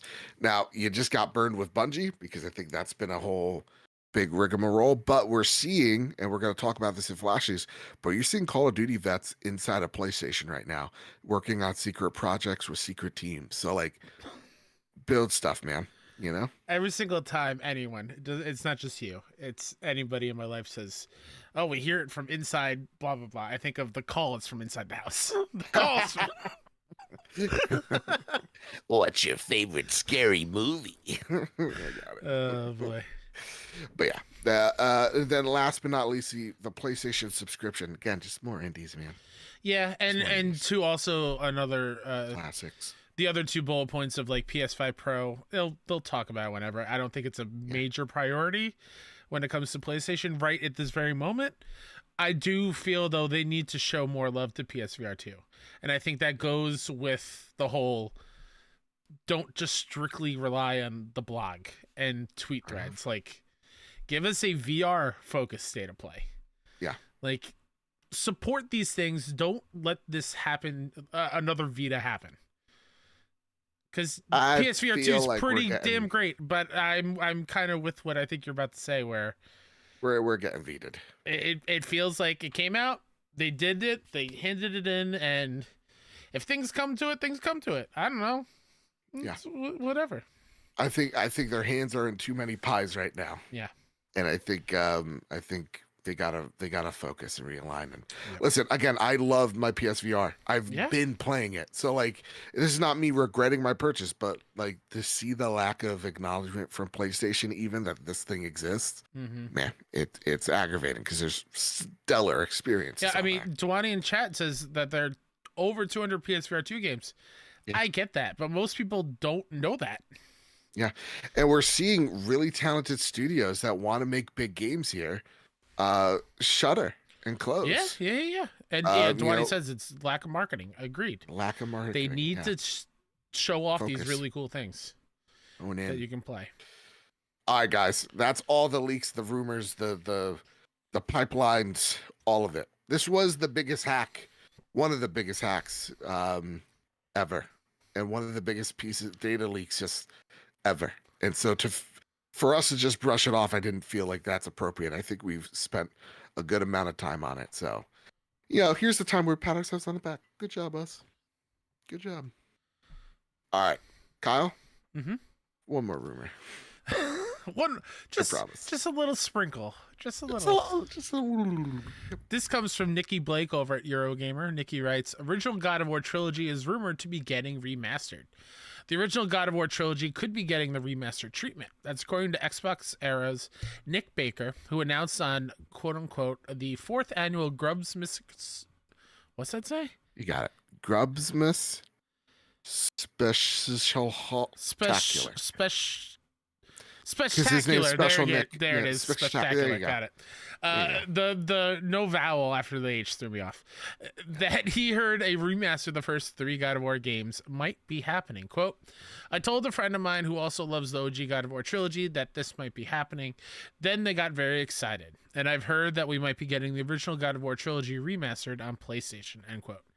Baker couldn't commit to a release timeline, nor was he clear whether it would be, quote, a straight-up port of what we got on PS3, end quote. He also doesn't believe 2013's God of War Ascension is included in the remaster either. That's totally fine. That's me. Quote, the other thing I'm not clear on, and I want to get detail on, is this a straight-up port of what we got on PS3, in which case I'm somewhat less excited. Or is this something more involved, more in the remake realm, end quote. As always, until there's a formal announcement, all we can do for now is chalk it up as a rumor and take it all with the proverbial pinch of salt. Kyle, what would you like to see here, buddy? To have those OG trilogy available to replay again, I think would be awesome. Because enough time has passed where I feel like that makes sense. Even 3 already did get a remaster. Yeah. But the first 2 I think would be great just to play them on current consoles. And if it's just a port, honestly, fine. I don't care. Just let me play those games again, I mean, and just really appreciate where we are now with Kratos. That's kind of what I want to do. They're excellent games, some of my favorite, but that's kind of what times they haven't changed. Yeah. That said, though, I would 100%, as someone who didn't like, or as a kid wasn't allowed because of the sex mini game my mom saw on 60 Minutes. They're like, you get to, bang two ladies, and my mom's turn like, your whoa, analog 6 clockwise and sounds happen. Exactly. They're like, ooh wee, ooh wee. My mom heard the sound on 60 Minutes. Andy Rooney was saying it, and she's like, "No, this is enough. You're not. No, you're not. This is too bad for you." That being said, I've gone back to those games since. Oh my god, yeah, I would love to see a remaster with like some updates on not just like how the game looks, like ooh 4K textures, 100, whatever. But like more on some of the way the combat is, the like an updated camera, I think would do wonders. Yeah. Just certain things in those games. And I would also love for the PSP games to be in here, because those are games I legitimately never played. PSP ones are awesome. And if we got something akin to the Metal Gear collection, oh yeah, 100% I'm in. This is awesome. Great. Yeah. Yes, I would buy that day one. And maybe it's included in PS Plus. That'd be cool. I wouldn't be mad at it. But probably not. And yeah, Ascension isn't my favorite, so that can stay. Fair enough. Papa Taz writes in, yeah. Question for the Sony Pony Express. Well, guess what? It's in the main show. Do you think PlayStation has their cards close to their chest and has some slangers coming out this year in 2025? Happy New Year's, gents. Happy New Year. Yes. Yeah. More so next year. I think more so next year, but I think you're gonna see some stuff. I think you're gonna get like a few more like something like this for sure. But I think we gotta think it's gonna be, not to say a pretty slow year, but it's gonna be like, it's not gonna be like it was last year. No. Right, where we have a game every single week. No. I mean, it's gonna be. Say that for February. I mean, true. Once we're out of February, right? But no, I do think PlayStation will show you what's up, and I think this is going to probably be one of those things. Yeah. Yeah, I'm really hoping for not a whole lot other than like third-party kind of partnerships. Yeah. That is where I think the bread and butter will be this year, especially because we don't know anything. I mean, like, honestly, what is the one thing that could come out this year? Is it Death Stranding 2? And even then, that's not first party per se. Bend been working on something for a while. They say they said they're cooking this morning, which I like. Ghost of Tsushima 2? I don't think we're playing it this year. I think we're playing it this year. I don't. Just say it with your chest. Think about it, man. Like Iki Island was what, 2021? 2021. That was DLC. I understand that, but then they also did Legends. They did a little bit more Legends content, but so you would assume even when had that in the pipeline for a while. Yeah, but even when it came out in 2020, it's only been 4 years. Like, that is a kind of quick turnaround. And listen, Ghost of Tsushima sold 9.6 million copies with a budget of 60 million. Hell yeah. So that team could accomplish great things. And again, that's why this hack, some great insight of like, holy crap, really? That game? Shout out to Danny B in chat. What's up, Danny? What up? I think Ghost gets announced this year. I think it gets announced this year. We're not playing it till next year at the earliest. Right. You want to make a gentleman's agreement? Sure. By the way, your clown face paint is on its way. Oh, is it really? Yeah, you lost. What episode do you want me to wear that on? I don't know. Maybe the state of play when you're in Italy. Oh, I have a wedding. Oh, whoops. Oh, God. Any objections? And I stand up like, magnets, how do they work? For those that don't understand, Joe lost our Fantasy Critic game. Yep. Now he needs to, put makeup on his face to look like an insane clown posse for an episode. Don the kit. Yeah. Yeah, I'd like to make bets that I'll lose. So, yeah, I think I think we're playing Ghost of Tsushima 2, fall 2024. Okay, I say next August.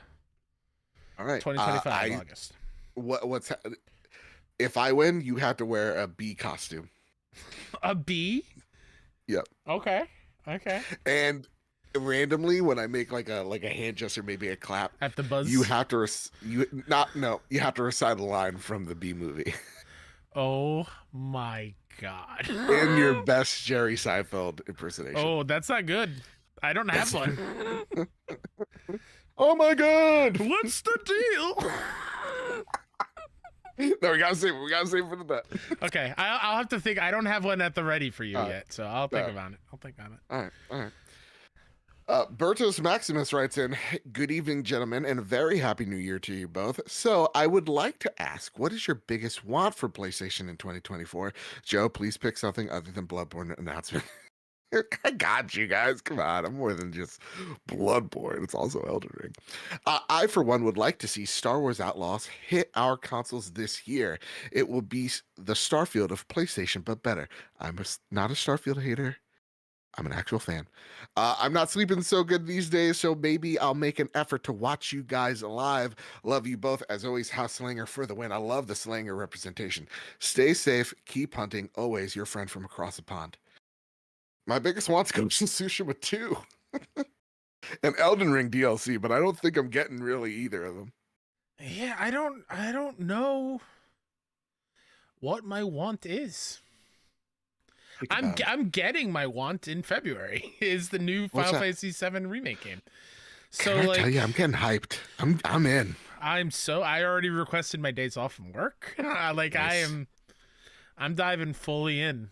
I'm already getting the game that I'm most anticipating ready. It's got a solid date. It's next month, which is nuts. Outside of that, I'm just ready for some surprises. I'm trying to think of other first party things. We're not going to get a Naughty Dog game this year, which is fine. We're not getting Sucker Punch. That's next year. We're not getting Insomniac, which is fine. Sleep. Gorilla, take your time. Don't rush anything out. Maybe. I don't know. Maybe that MMO mobile thing? Maybe. Who knows? And then Csoft. All right. Fair enough. All right. Katie writes in. This is the last on this topic. Happy New Year's to you both. Hope you had a good Christmas and New Year's period. I was at work at New Year's, so it's great. It was great. I was at work when the ball dropped. So let's put all our cards on the table. Let's get crazy and predict something. What will be the craziest thing PlayStation does this year? Love you guys and can't wait to spend another year with you guys and this awesome community. Hashtag trophy room meetup when? ? Soon. Whenever I get a passport. Yeah, once we get a passport, we're taking the trophy room abroad. Are you kidding me? Live from the London BBC, the trophy room. Okay, here you ready for the craziest thing? Here we go. Let's get nuts. In 2 weeks' time. Oh shit! Okay. They're going to announce PlayStation Experience is back. Ooh. It's an in-person event, Love it. there will be a press conference there, a live E3 style state of play, but it'll be dedicated to one thing and one thing only. What's that? The return of the Wonder Book. It's back. It works with PSVR 2. You can now get to read in-game lore and notes you pick up on the Wonder Book. That's where they'll show up. So, get ready. That'll be the craziest thing they announce. What's the craziest thing they announce? A PlayStation showcase that showcases both Cory Barlog's game and Neil Druckmann's game, and they're both in space. Ooh. Yeah. They're going for the gold. Pretty crazy. The two best studios out of PlayStation going head to head. Let's go. Ooh-wee.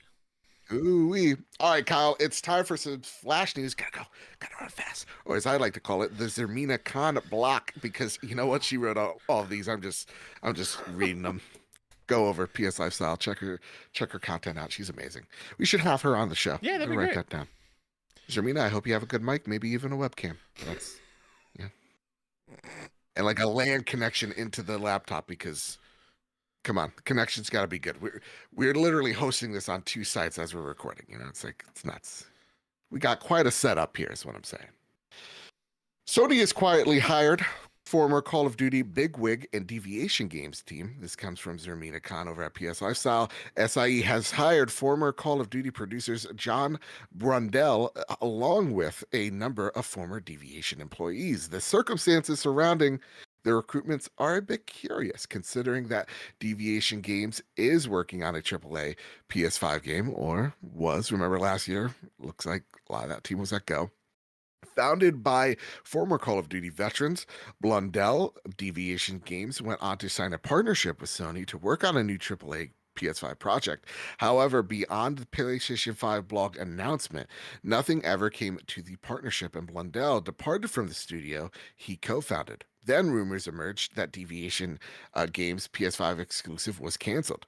Twitter user and insider Zuby Tech recently discovered that not only is Blundell now employed by Sony, but a large number of former Deviation employees are also working at Sony. Many, if not all, of them ceased work for Deviation around the same time, too. Begs the question, what Deviation Games' existence and what's going on if it still exists.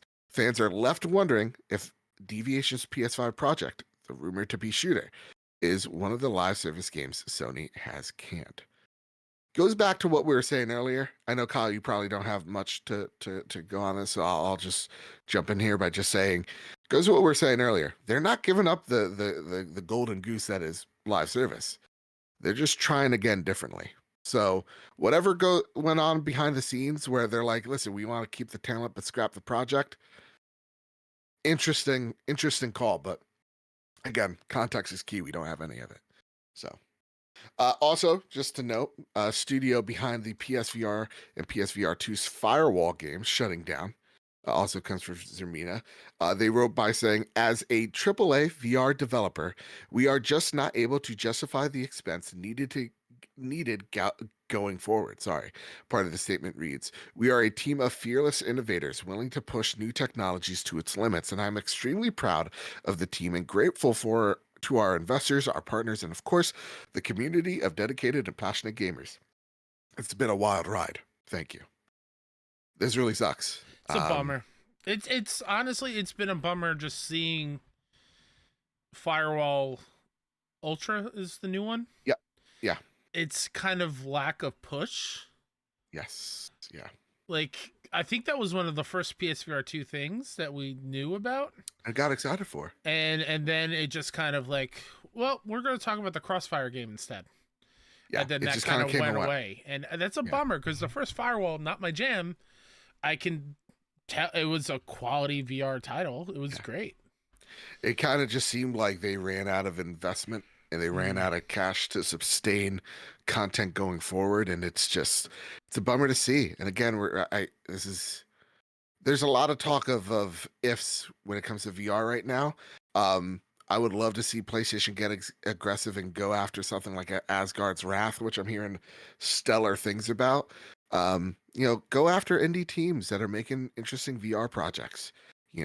It's just a bummer to see where, we've talked to VR devs and they're like, we love that PlayStation's in this sphere because they are, a huge publisher, and I don't want to see them back away from it. So yeah, agreed. It's a bummer. Square Enix 2024 goal is to aggressively pursue AI. That's right. And this is the new CEO. Square Enix has published an annual New Year's letter from the president, with the 2024 edition barely mentioning video games. In what has now become a tradition for the company, President Takahashi Kyudo talks about aggressively pursuing, I'm sorry, I butchered your name, Takahashi, pursuing latest technologies and trends. Previously, it was blockchain. Now it's artificial intelligence. Quote, specifically, we've begun optimizing our resources allocation across. Sorry, you want me to just stop, Kyle? You are hurting yourself right now. You all right? No, go ahead. Okay. Our entire development chain in order to accelerate an effort that was already underway to strengthen our internal development capabilities. On the publishing side, which consists on our sales and marketing functions. We are working to enable greater global collaboration and promote a shift to digital. Let me love you, Square Enix. Oh no, there's a new. Was it Visions of Mana? Yeah, Got a new Mana game. Yeah, but it just like looks dope. Games look great. Final Fantasy VII Rebirth, Kyle. Stop being 2 years late to the conversation every time. I thought we were over this already. Takahashi walked into the room. Yo, they got a new president in the United States. You believe this? It's like he walked in with Jenko jeans on. Like, look at this cool new fashion trend. His name's Barack Obama. Yo, you get one of these Tamagotchis?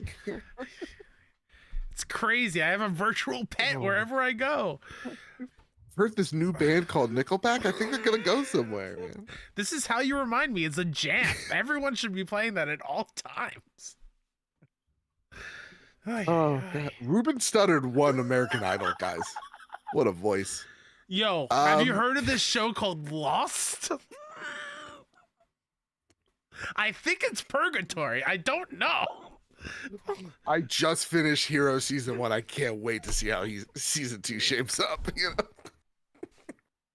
That one hurt Kyle on such a level. Because oh my God, that show had so much promise.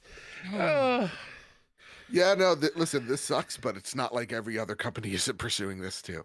I know. It's just the whole AI trend I just hate. Not great. It scares me a bit, but we could have a 45-minute podcast about that and the harsh realities of. But yeah, it sucks to see, but we're going to see more of it, and they're not the only ones. All right, Kyle, quickly, what you been playing? We can't talk about Baldur's Gate 3 No, because I have other things I've dabbled in. Okay. I was going to say, could we say 3 things since we're kind of on the clock here? Yeah. All right, I don't have more than 2 or 3. Played through Valhalla DLC, God of War. It's real good. Yeah. It's real good. I gotta get into it. The story goes places I wasn't expecting, but man, oh man, I was in my feels while I was playing that DLC. It's very, very That's good. what I'm hearing from a lot of people. It's very good. A very cool surprise that when it happened, I jumped out of my seat. I was it was very cool. Is it early on? Do you think I could get it? Like, how long is this DLC, you think? Oh, if you go on easy mode, you can get through maybe 2 hours, if that. It's not bad. I played on the normal give me balance or whatever it was. Yeah. And I didn't have too many issues. I don't think I died once. And a humble brag, I'm pretty good at the game. Oh, you're pretty good at video games. It's really, really good, and it's the fact that it's a free mode as well is awesome.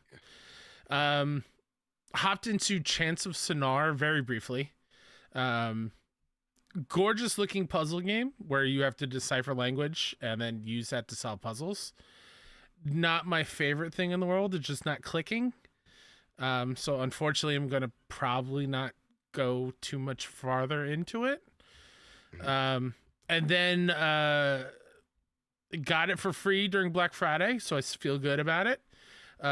Started Hogwarts Legacy. All right, what's your house? With the girls, Gryffindor. Dude. And I think they nailed the magic of Hogwarts and Hogsmeade. Yeah. Not feeling the combat. I'm not feeling the game stuff of it all. I'm enjoying the ambiance. I'm enjoying the environment. It's beautiful. Yeah. It's just not clicking. Maybe it's just because I'm coming off of Baldur's Gate. True. But it's just not clicking. The girls are enjoying it, so they'll keep playing, and I'll help them out when they need help. But it's just okay. I feel like I'm digging everything, but the story is so bland and boring. Yeah, sure. It's not good. The fact that you can't speed up dialogue. Yeah. Like, I can speed read faster than you're delivering the lines, and it's not like it's a great performance that I want to listen to it. It's just like, let me get going. Let me get to the next thing. And there's just a lot of stopping and talking, and I don't know. It gets in its own way a little too much. And the professor that does the herbology stuff? I didn't get to that yet. So respectfully. Oh, okay. So yeah, I've been playing a lot of Baldur's Gate, right? And when it comes to video game stuff, other than that, it's just been like, ooh, I played the new Fortnite. You guys have heard time and time again me just owning it in Fortnite and all that jazz. So I want to talk about these bad boys that I just got. Oh, cool. The PlayStation Explorer headsets. These things right here. Finally, it's funny. These are the things that I wanted more than the Portal. And I enjoy the Portal way more than these headphones. So is that, what do they call it? PlayStation Link? Yes. Is it worth it? Does it do anything? Okay. So first and foremost, let's talk about these headsets. The sound quality. Yeah. They talk about the new magnetic drivers that they purchased, that audio days, Odyssey, whatever. Yeah. When you're playing a game, these things legitimately sound incredible. Awesome. They sound really, really good. 3D audio, all of it just sounds stellar. The bad thing about these is the design. So let's just take a look at, this is the left one. Let me get the right one out here. This thing looks so damn weird. I'm looking at like reviews. What in the elbow macaroni's going on right now? Exactly. Nobody knows how to put these on appropriately. Is it just like a sideways? I've seen people put it on and it's looking upward. Like, okay, everybody's like, no, this is how you do it. It's supposed to be this way. Nobody knows. And what's driving me nuts is I'm doing it like it's a normal Bluetooth headset. Yeah. And what I'm noticing is that I get disconnected constantly. If I am, first off, playing on my Portal. So the direct connection to the Portal is not great. And it's that direct connection because if I'm plugging these in via Bluetooth on my phone, I'm getting no disconnects whatsoever. It's the direct link technology that's not working for me great. Now, when I'm playing in my room and there's not a lot of like interference in the way, these things work great.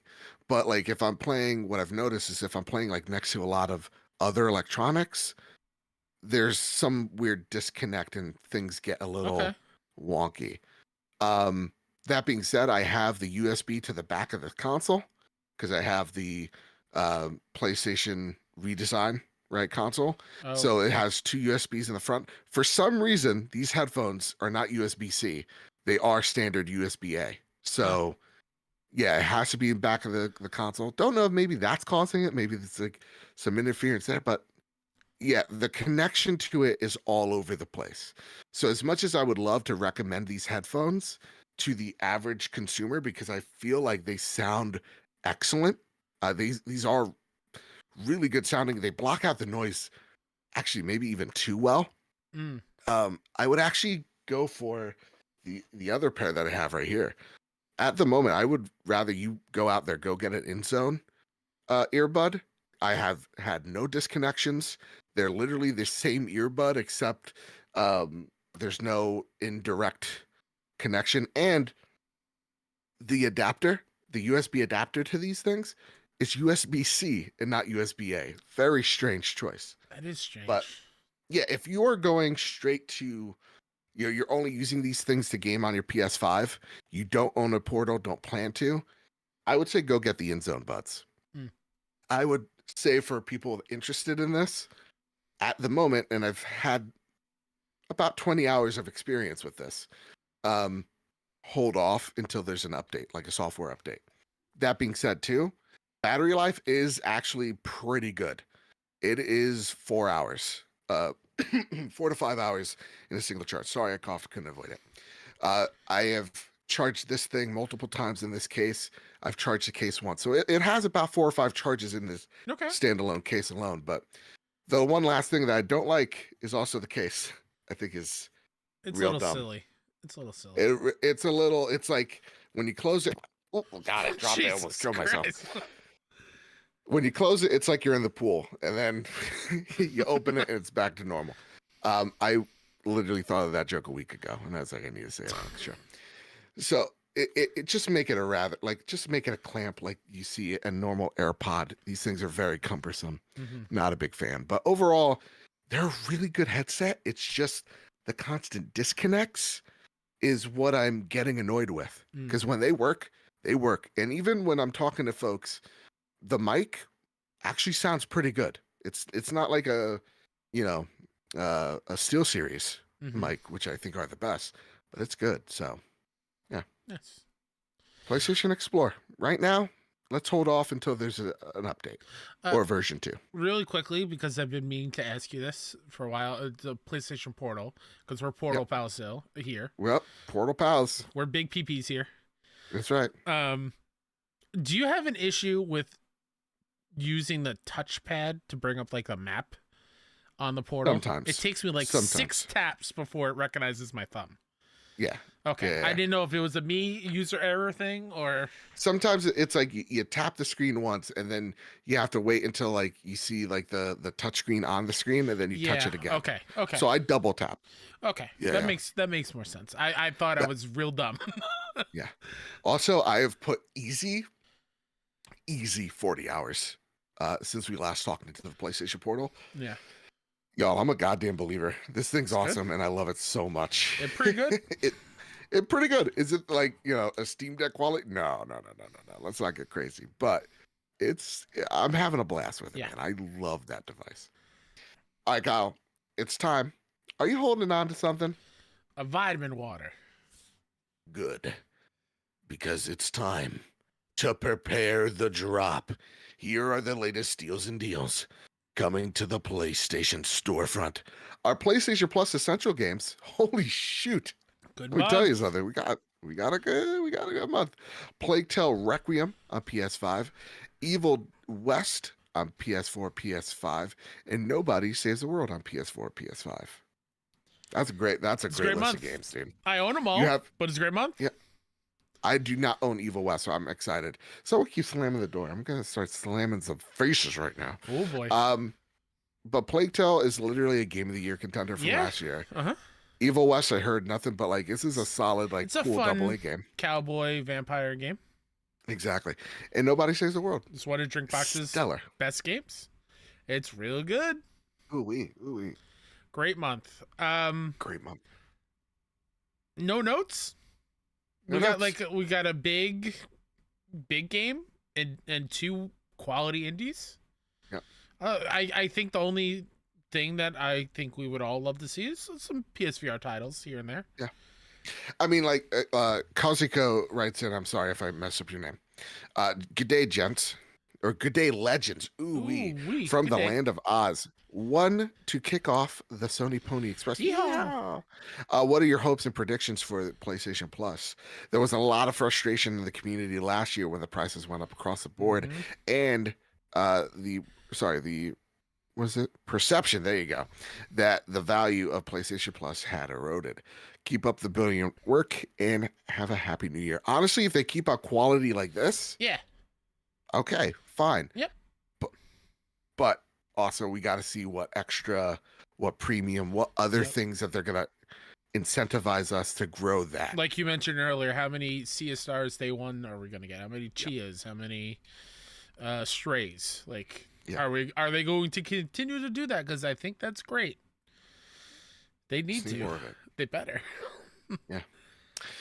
Also, here's the games that are coming out on both PS5 PS4. You ready for this, Kyle? Oh, I'm so ready for this handful of games. Drag Racing Legends on PS5, PS4, January 2nd.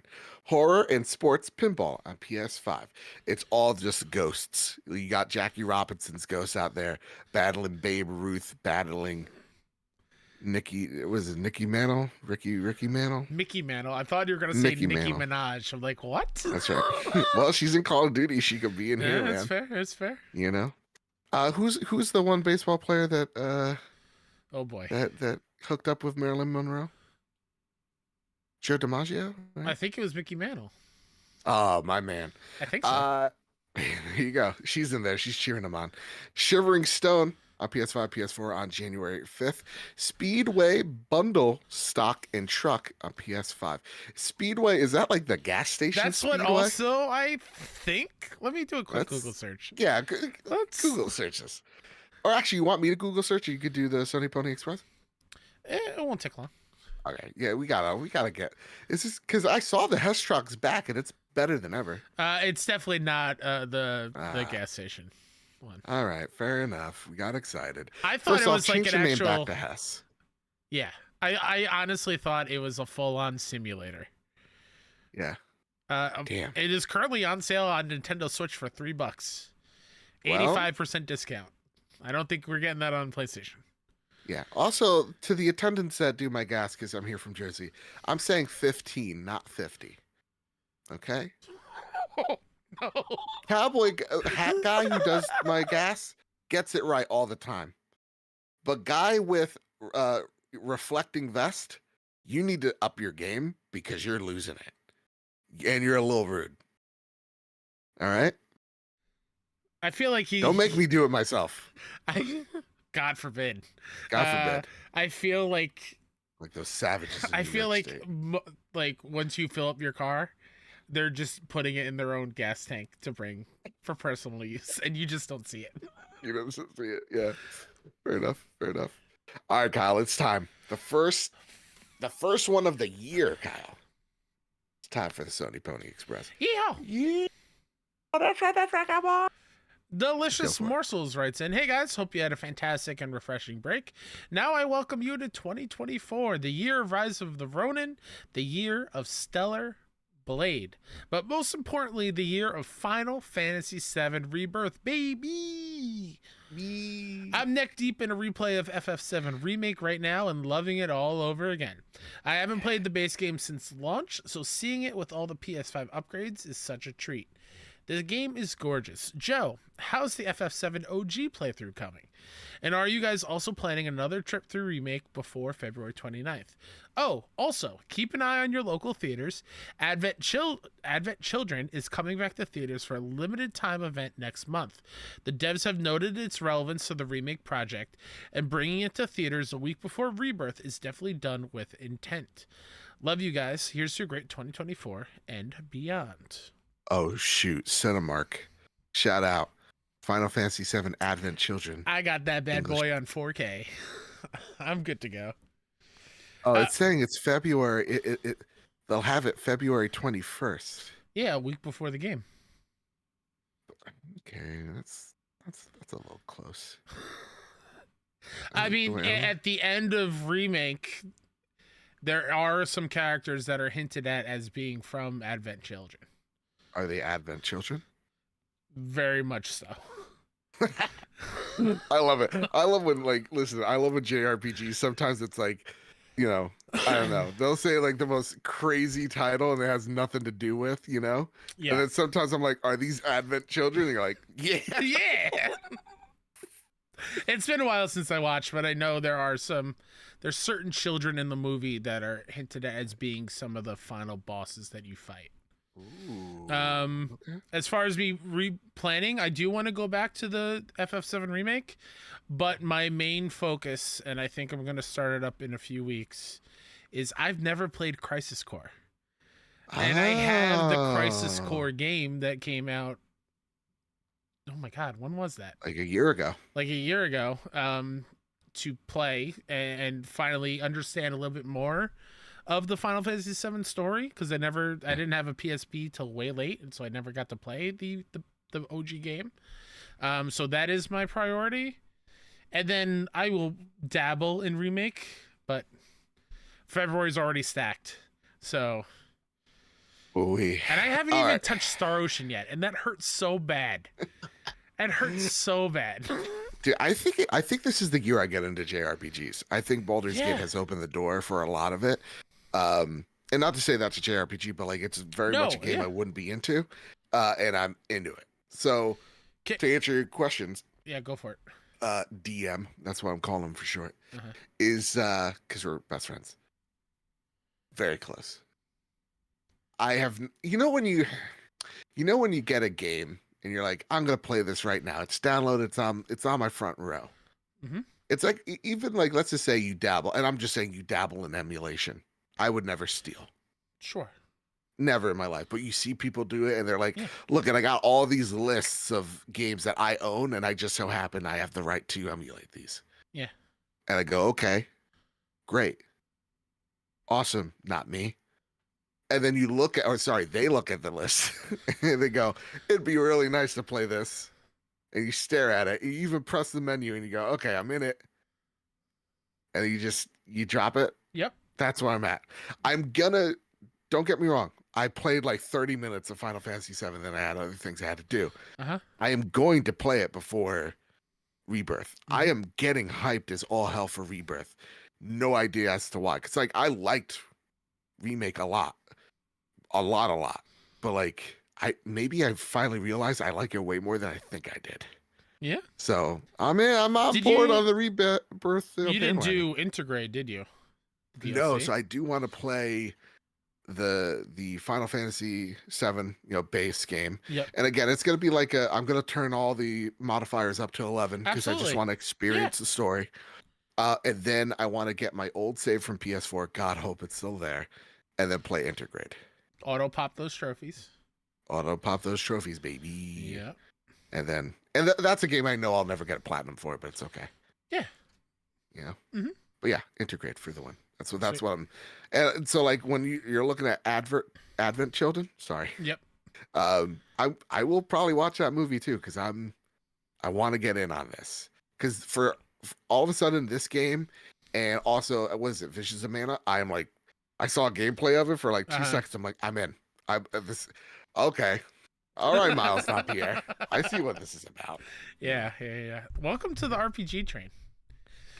We appreciate it. Also, by the way, the last couple of shows we did, I can't get it out of my brain. We have to find somebody to DM a D&D game for us. Right? I want to play D&D with you so bad. And I'm going to take it seriously this time. Well, what do you mean this time? Did you play D&D before? I've tried a couple of times and I just get dumb with it. Okay. I want to play so bad. Yeah, I don't know that many adjectives to describe what I'm doing. Oh, yeah, that's fine. Yeah. Next question from the Sony Pony Express. Yeehaw! Comes from Funner One. Have you ever played a game? That game is so fun that you forget there is a story. In their case, Just Cause 4. Need a weapon? Call one in. Don't want to walk? Call in a car or a jet. What, you don't have a pilot's license, but you still want to fly? We got you covered. Just attach a balloon and a few rockets to your favorite vehicle and up and away. But where you want to go might not be where you will end up. Just jump out and use your squirrel suit and glide over there and land on a roof to be the perfect sniper. But like George of the Jungle, you hit a tree. But you still want to get on top of that roof? We got you. Just use the grappling hook conveniently attached to your wrist and zip on up. We all tried to be stealthy and failed. So why not just pull down a few buildings? And while you're at it, why not just drop a tank on your enemies? I mean, there is nothing more satisfying than applying an air balloon on a tank with a few rockets and watch your tank slowly go over the enemy's base. Then turn on full throttle, pop your balloon, and watch your tank become a missile. Damn, you missed. Good thing you covered your tank in explosives. Kaboom! What's the story? I have no idea. I don't even know the main character's name. You're basically Spider-Man and Batman combined, and I'm pretty sure this is what James Bond wants to be when he grows up. Love you guys. Keep up the amazing work. You guys are a blessing to this community. We all appreciate everything you do. Love you. Thank you. Love you too. Appreciate you. I love that little sales pitch. That was great. He did a way better job than Square Enix ever did, because I am now very intrigued. Yeah. Y'all ever play Mercenaries on the original? Oh my Xbox? god, I was gonna bring that up. Mercenaries is yeah. There's a story. I don't care. I just want to play that game. Couldn't tell you what was in was it Brute Force? But yeah, no. I think played the shit out of that. During Extra Life, I think we did play the Mercenaries demo. When when we did the demo disc section of Extra Life, I think Mercenaries was one of them. God bless. It's a good game. Yeah. Good game. Mercenaries. I'm trying to think of another just Time Splitters. Ooh. Come on. There apparently was a new one on the works, but Embracer did its thing. Yeah. I wonder how Lars sleeps at night. Yeah. CEO of Embracer. Wonder how. Honestly, Grand Theft Auto stories are good. I play that just to have fun most of the time. Fair enough. Yeah, I couldn't tell you what the plot of 5 is. I just know there's a heist. Trevor kills lots of people. Yeah. Nuts. Franklin's the best, but other than that, who knows? That's right. Last question is Archwar Angel in chat shouts out Freedom Fighter. Have you ever played that game? Freedom Fighter, no. PS2 game. I bought that on a lunch break in high school from Toys R Us because it was right next door to our high school. It's like an invasion. Yes. Of America. I remember this. Yeah. It's awesome. It's a great game. It's like they couldn't get what is it? was it Red Dawn or whatever, Yes. right? Yep. Rights to it, and they're like, It's yeah, like somehow Homefront Russia before takes over. Homefront. Exactly. Yeah, Russia takes over like New York. Yep. Freedom Holy Fighter was shit! great. This is made by IO Interactive because it says makers of Hitman 2. Hell yeah. Hell yeah! All right. Last Sony Pony Express question. Yeehaw. Yeah. It comes from Switterby. Happy New Year. Question comment for the Sony Pony Express. Yeehaw. Can we take a minute to say good job for getting an insane amount of PS5 consoles out in the wild worldwide in 2023? My question is, do you both see the trend continuing in 2024? And in terms of competition with Xbox on the hardware side, which had a terrible 2023 in comparison, struggling to keep up year on year with Xbox One console sale numbers, will this trend continue to mean multi-platform games will continue to sell best on PlayStation consoles this gen? Some data below to go with my question. Love the show, and here's to an amazing 2024. UK's #1 box game of the year, Hogwarts Legacy. Box sales came mostly on PS5, which accounted for well over half the title sales this year. Second biggest platform was PS4, followed by the Switch. Ooh, wow, the Swatch. The Swatch. All right. Yeah, I saw the figures. It just got a little messed up in Discord. That's why I didn't share it here. Because it just wouldn't translate well. I'm sorry, Switter. You made a lot of effort, and I appreciate you. Do I see the same trends happening for PlayStation in 2025? Yeah. Listen, as Not much as like this year, 2024. sorry, this year, 2024. What is Jeez. What is you were just time? on everybody of like, you better get this date down right, and you just skipped the whole year. It's been a week. I'm on what? But you went too far. Third? You didn't go backwards to 23. You just skipped ahead. I don't know. My anxiety would like it to skip ahead 1 year. Not me. Yeah, no, it's definitely gonna do well. Listen, as much crap as we sometimes give PlayStation, especially this episode where it's just like, we need y'all to talk. The console's selling extremely well, and you could say it's off the success of the PS4 for sure. I think that has a very it plays very large into its success. At the same exact time, we can't argue with the deals it's making. Hogwarts Legacy, is one that I keep on echoing, where it's like that game, most sold game in 2023. And it is tied deeply with PlayStation. So as long as PlayStation keeps tying itself to really popular brands, it's going to do really fine this year. And I think it's going to remain competitive with the PS4. Will it, at the end of the day, sell more than the PS4? I don't know about that. But maybe a few million less, maybe a few million more. I think it's going to do fine. I think it's going to do fine. I don't think it's going to go crazy because... what is the hot new console bundle going to be? Ghost of Tsushima. There's a sword in there. That's dangerous. Oh, boy. All right. Pre-order now to get a sword hilt. That's right. Yeah, man. Come on. A hidden blade. What are those Let's really go. sharp knives called? Ginzu knives? Yeah. It's as Get sharp me an as a Ninja Ginzu sword knife. Yeah, come on. Pre-order at Walmart for 3 free shurikens. Yes. Oh my God. Yes. Yeah. I mean, the mask is great. Why not add a sword? But yeah. No, and again, I think we'll know what PlayStation's 2024 truly looks like by the end of February. We're gonna know. I hope so. Beginning of March. Yeah. If we don't know by mid-March, okay, we could get a little nervous, but we're sound the alarms. Exactly. So but we're gonna be fine, guys. We're gonna be A-okay. All the games that came out last year, we all have a backlog. We'll have things to play. Yeah. Dude, there's so many games that like I want to try to nail out before the end of January. So yeah. Well, Kyle, listen, that was the first episode of 2024. I feel good. I feel relieved. I feel like we did a stellar show. Some would say a slanger. Some would say another word I'm not going to use. It's definitely a banger, but it's fine.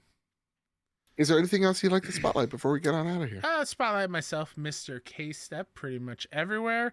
Go follow 61 Indie for all your latest indie gaming news and whatnot. We got some exciting things coming up soon, so keep it locked over there.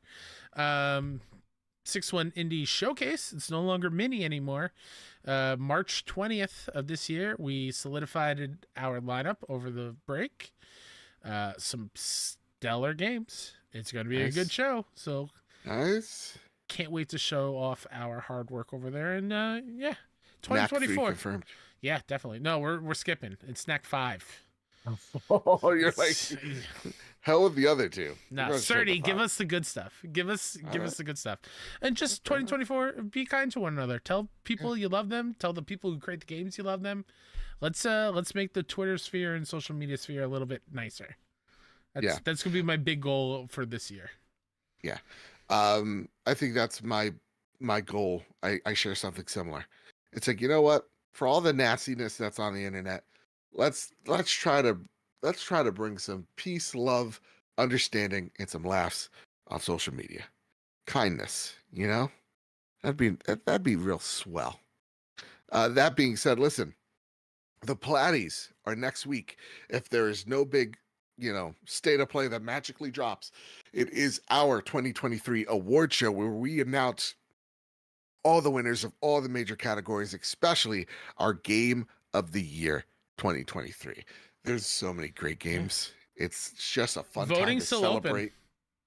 Voting is open until literally the last minute. So go out there, vote. All right. Every vote matters. Link in the description.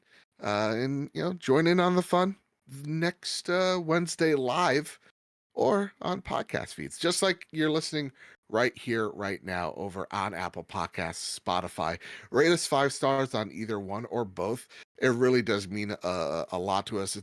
Think of it like a late Christmas gift and a nice little New Year's message. It really does help us out, and it helps us promote the show and get better visibility on all those podcast charts. And again, it also helps us when we're asking PR folks, hey, we would like a code for X game, this game, that game.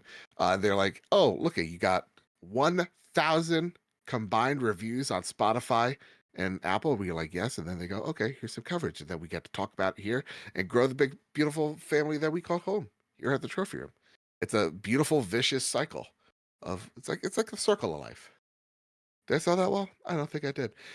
Make sure you follow us over at patreon.com/PS Trophy Room. Help support the show that way as well. You can follow me over at Mr. Badbit on Twitter, and you can find me over at Mr._Badbit on Threads. And maybe next week we'll announce a whole bunch of other cool stuff as well. Who knows?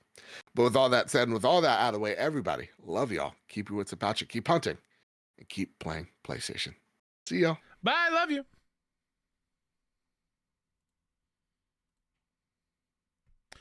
I forgot I had to end